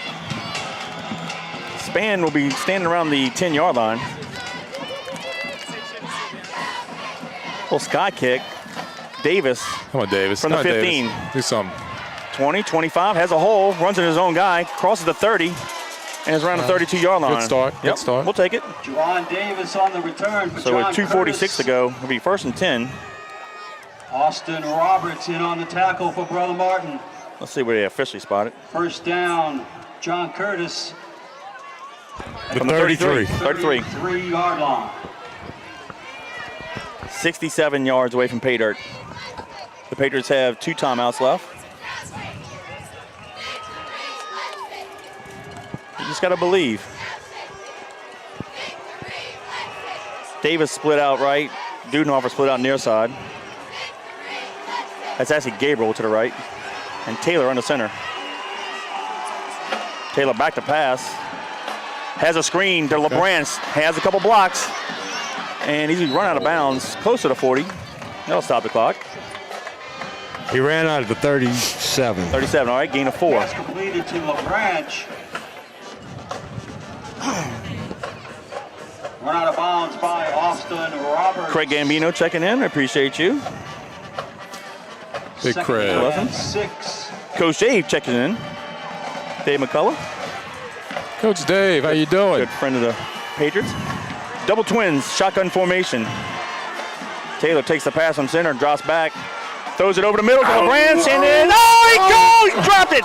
He tipped it, caught it, and dropped it, and there's a flag down a play. Let's see if there's a lineman downfield.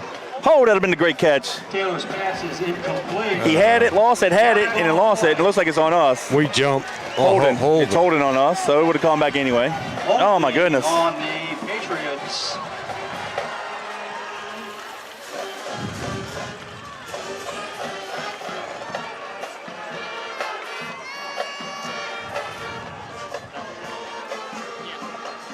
Oh, all right, that's going to back us up. Still be second down, though. But they're going to put it at the 2nd and 16. 27? 25. All right. Got to get it to the 43. Same formation, double twins, shotgun formation. Poole lines up to the left of Taylor. Taylor steps up, fires it near side. Oh, too high for Span. Be 3rd down. Taylor's pass. He was there, Long. too. He was. He just had to bring it down. He was. But this is 4 down territory. But you know, we don't have to get all of it back at one play. I don't mind throwing it right there to try to get it in one play, but at least cut it in half here. It's 3rd and 18. Third down for the Crusaders. Come on, Patriots. Defense. All right, same formation, double twins, shotgun. Quarterback draw could work. They'll hand it off to LeBranch. Huge holes up the middle. And he's close to the first down. 2 yards short. A little short. That was Quinn. Excuse me, Quinn. So go from 3rd and 18 to now 4th and 2, and there's an injured Crusader. Corey Lambert. All right, we're back up and running here. Okay, if you want to send us a text, go ahead. We can do so. We can see you. 504-259-7690. There's an injured Crusader. The ball is at the 41-yard line, so 4th and 2 with 2:21 to go in the ball game. All right, Mr. Offense Coordinator, what do you call here? Spread them out again, and this buddy, or do the same thing with Quinn? Do a draw? You know, I want to go back to. Get him out the box. Yeah. Can't get him out the box. I want to go back to squeezing and have Buddy pull one and get follow the running back up through the middle. But I think what we're probably going to do is spread it out and see if we can, squeeze out 3 yards, even if short pass, whatever. Yeah, I like the double twin set. Yeah. You don't need whether it be shotgun or on the center. They did the same thing. I said do the quarterback keeper up the middle, but we gave it to Quinn anyway. There was a huge hole up the middle. Right. All right. Do you throw a quick hitch to one of the receivers? Yeah. I don't know if I'd do that. Stay high percentage? Yeah. Well, just because I think that they're going to be tight on the line for that. I mean, if you really want to take a chance, run a quick hitch and go and see what happens. Well, we're going tight. 2 tight ends split near side, so that answers that question. Well, we've been around Curtis long enough. I'm with you. That's why I went with the first option. All right. Huge hole over the center. It's been that whole night. He slid in, though, right there. He slid in. Quarterback keeper. Man, I think Brother Martin got us. That is not going to get it. Let's see. It's going to depend on the spot. Did we get the spot? Let's see where the spot is. I don't think we got it. No, we didn't get it. Taylor up the middle. He moved it back about 6 inches. Where the ball was, he moved it back 6 inches. Now we definitely didn't get the spot now. And that just lost the ball game for us. How do you move it back 6 inches when the side judge brings it into where it was? I don't like that call. I wouldn't have gone for quarterback keep right there. No, it was open early. It's too far. It was 2 to 3 yards, and the guard the defensive guard slid in right before he snapped the ball. Really, no, we didn't get it. Yeah. They bring the chains out, but when he moved it back, even when he moved it back, let's see how much we missed it by. Good yard. Yeah, we didn't get a push, so 2:06 to go in the ball game. We turn it over on downs. But we have 2 timeouts left. Let's see. Of course, a first down will win it. So the interesting thing about that last drive is it's nothing we've done on these other 5 drives that we went down and scored on. The holding penalty hurt. That was big. It hurt. That was big. It hurt, but we kind of changed to a throwing offense, which is, I understand where we are, but we have gone down in 2.5 minutes running the ball as well. No, right. Of course, we always second guess. I wouldn't have run. I would have bunched us up like that. I would have gotten inside the box. Right. Well, this is going to be critical right here. Yeah. Bam, knock him down. Let's go. Get the ball back with maybe a minute. Nice. Stack twins near side. Now, Brother Martin calls their second timeout. Brother Martin. So with 2:06 to go, timeout Crusaders.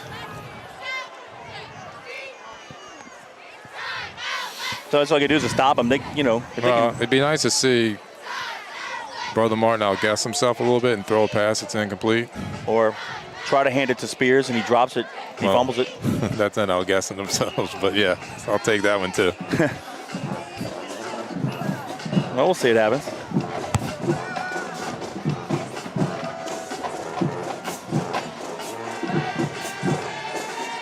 Yeah, a couple of our fans checking in and saying that, Buddy's been limping a bit. Yeah, that's since that last touchdown. He might got kicked. It's getting cool out here. He might got kicked in the shin. You never know. No, it was an ankle. He had it retaped a little while ago. I mean, top one we saw there was a huge hole over the center and right guard, but they shifted right before the snap. Yeah. And then that's why they didn't make. And actually, it was quite a bit before the snap. Yeah. But at that point, you're sitting at quarterback. Oh, do I change it? What do I do? Yeah. All right, here's the first down play. They're staying in the shotgun. They're going to hand it to Spears right up the middle, and he's going to have the first down, and that's it. At the 30-yard line. Under 2 minutes, 1:59 to go, so we'll call a timeout. That's pretty much it now. By Jared Washington. First down. Crusaders. Tell you what, Spears is a shifty running back. He's been hiding behind the lineman. Shifts left, so he's very patient in the holes. And now they start the clock at 1:42 and counting. So we did not call the timeout. Well, I guess whether we call it now or we call it the next play, doesn't matter. Yeah, moot point. Spears takes a handoff again, goes up the middle. Jalen Spears with the handoff. He'll get it to the 16-yard line, and we call timeout now with 1:23 to go. Now we have one left.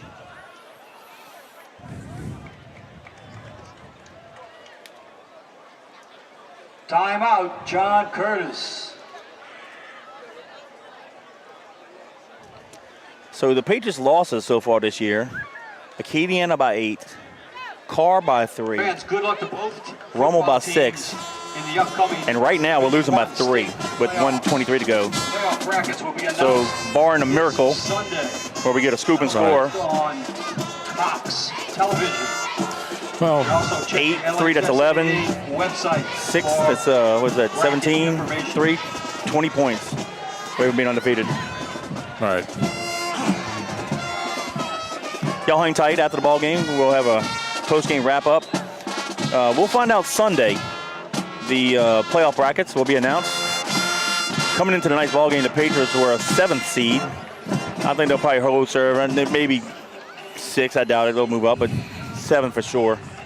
But we'll definitely play next Friday night. There will be a Thanksgiving practice. However, it may be restricted, but the school will let everybody know what's going on. We'll get that information out.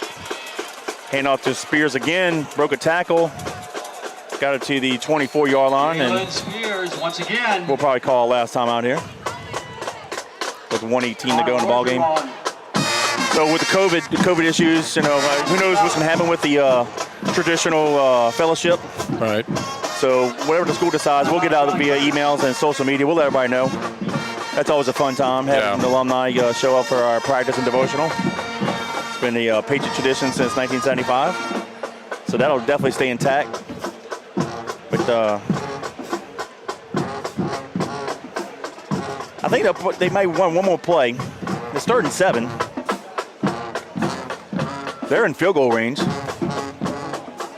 3rd and 3. 3rd and 3 now. The scoreboard change. But if they get the first down, then it'll be over with for sure.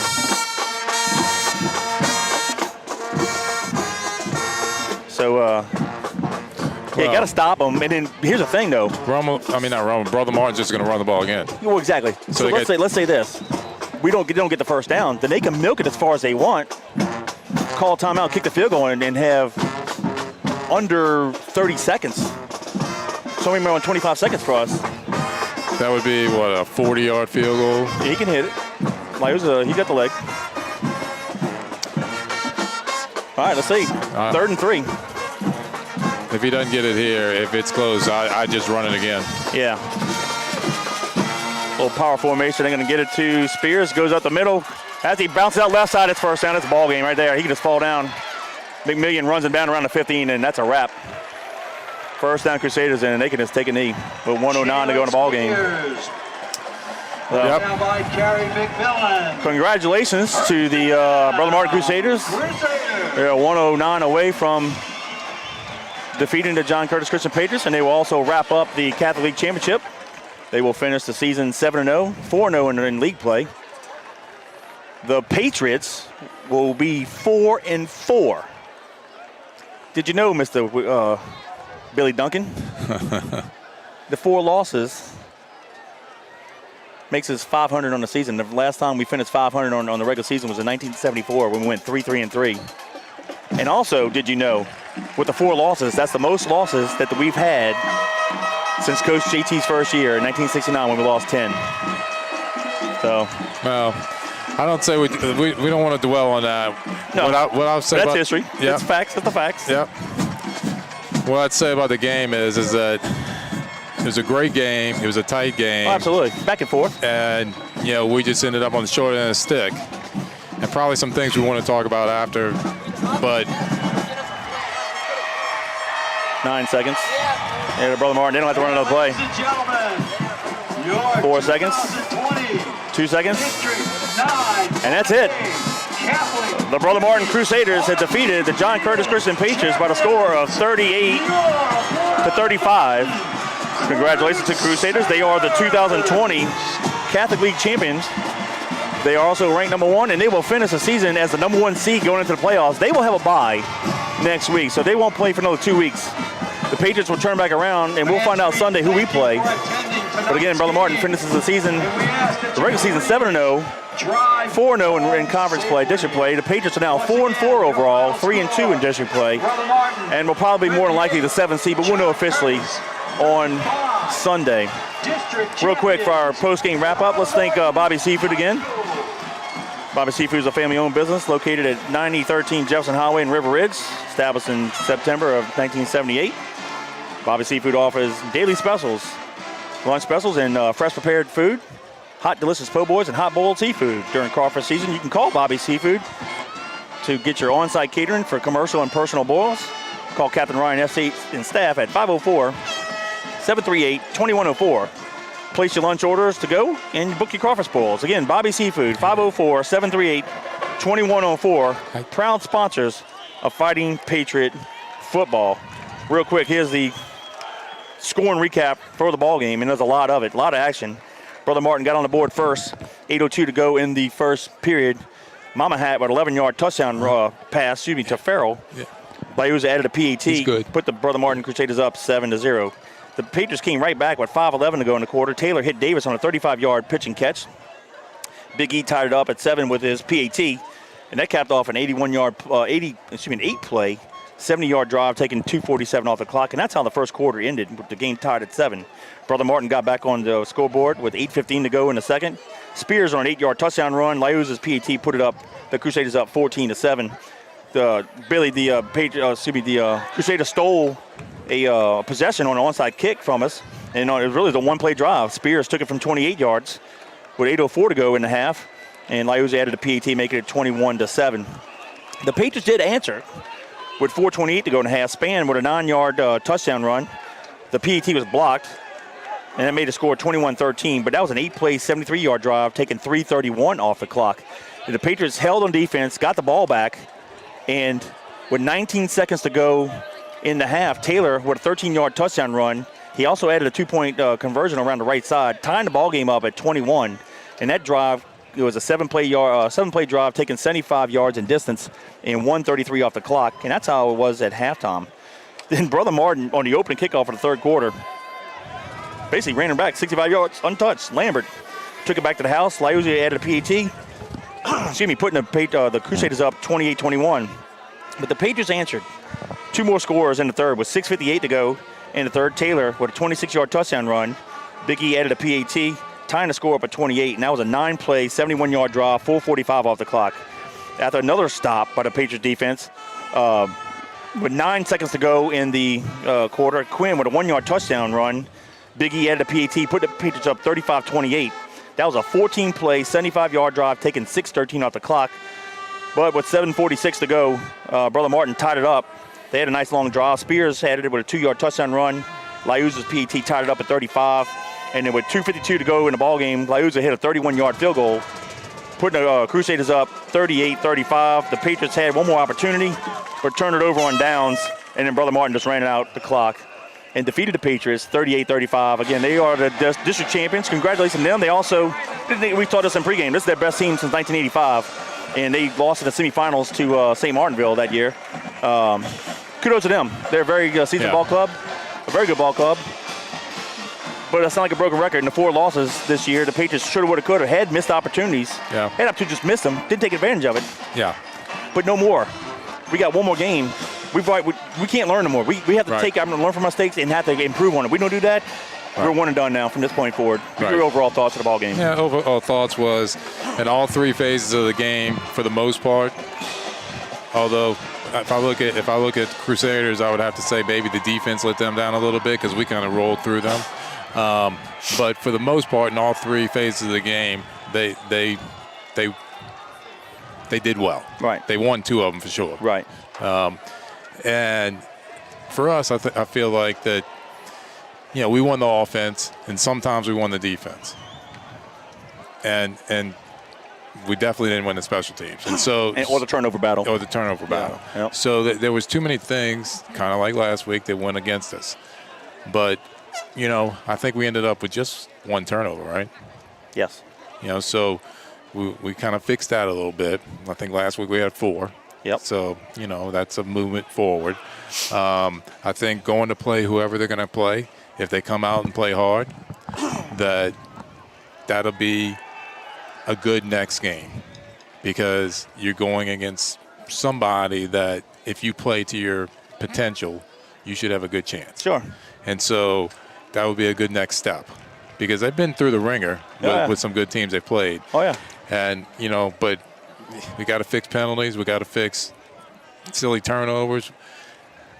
We need to be a little more creative maybe on offense, kicks. on 4th down. Well, yeah, that one. But, I think we just kind of got, everybody gets a little heightened anxiety when there's 2 minutes left and you're trying to call plays and do different things. So it becomes a little bit more. I mean, you asked me during the timeout, and it took me 3 minutes to figure out what I was going to run. So I'm with you. That's what, everybody come with something different. Of course, we could always Monday morning quarterback after the fact. Yeah, it's always tough to do that. But, yeah.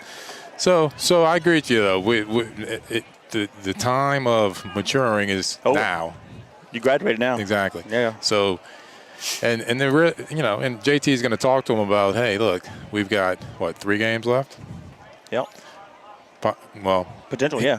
Well, but you're one and done. So every game's a playoff game. So yeah. And so basically, 4 total. You'd be 3 playoff plus a championship game. Oh, okay. We don't get a bye, so we have to win 3 to get to the championship. Okay. So, that's one step at a time, and it is possible, because that score was 38-35, and you and I can pick out mistakes. Sure. That were obvious. It's actually harder to pick out obvious mistakes on Brother Martin's side, right? Because they didn't make too many obvious ones. Now, believe me, they're going to have many mistakes on film tomorrow too. But so I understand that. But so I think that those are the easy things. Those ones we were, I don't want to say whining about, but we were talking about, discussing, and what have you. And what makes me a little nervous is I did see Buddy, and he's got his ankle wrapped up pretty good. Yeah, if it's a high ankle sprain, who knows? So, but he was still moving around pretty good out there. So. And it's also cold out here too, so that affects it. Yeah. So I think what you do is what we would have always done when we lost a game every once in a while, is you come back to the drawing board. You going? I mean, I remember sitting in the locker room one night. I think after we lost to Arrett. Was that right? Yeah, I saw more junior year. Yeah, and I think Destel ended up doing push-ups in the locker room because somebody got him all fired. Maybe it's the girls' gym at the time. Oh, yeah. But you learn from that, and look, these guys are going to learn, and I feel like that they're going to do everything they can possible to continue on and to win games. Sure. Yeah, and I wouldn't doubt that at all. I mean, I thought this was a great game. Oh, it was. I don't like the ending. No, it was great. No, it was well played. Well, it's 2020, COVID. The Patriots finished the regular season 500, the first time since '74. We haven't lost consecutively in the same season since '74. We do it twice. Lose to Acadiana and to Carr, and then we lose to Rummel and Brother Martin in consecutive weeks. So it's a bizarre year, but hey, you know what? Win one game at a time. Play it next week. So and it is what it is. We'll deal with it. Yeah, if there's any light at the end of the tunnel, is that you got these playoffs. Yeah, exactly. But know that Your margin for error is done. There's no margin for error. Right. No. If we see turnovers and if we see bad special team play, then you're one and done. You're sitting home. Yeah. You better dominate the other side. Exactly. So. All right. Let's real quick. Unfortunately, Danny won't be able to join me in the broadcast next week. Any chance I can get you to come back? I can come back. Love to have you. It was fun. Yeah, it's a good time. All right. Where are we going to be, you think? If we're the home team, probably East Jefferson. I would more think That's East right. Jefferson. You said we'll probably still We'll be the home team. We'll be the 7th. We'll play a 10 we're seed. not going to fall from losing to them because they're number 1. We'll be a 7 seed at least. Yeah. So we'll be the home team. So I would think East Jefferson. So we'll find out Sunday. We'll get it out on social media. In regards to the Thanksgiving practice, again, I don't know the restrictions. So I guess you can come out to the field and watch the practice. But as far as the traditional fellowship afterwards, I doubt we'll be able to have everybody in the gym. No, probably not. So we'll figure it out. Once the school decides what they're going to do and how we're going to do it, we'll get it out to everybody. So we appreciate you. Unfortunately, the Patriots are on the low end, the score this time. But, hey, congratulations to the Brother Martin Crusaders. They are the 2020 Catholic League champions. They're also the number 1 seed in the playoffs. They defeat the John Curtis Christian Patriots 38-35. So on behalf of Gordon Hebert, Robbie Utzer, and my classmate and fellow Patriot Billy Duncan, I'm Kevin Fayard. Till next Friday when the Patriots open up their playoff game. Go Patriots, go Big Blue, and God bless. Yep.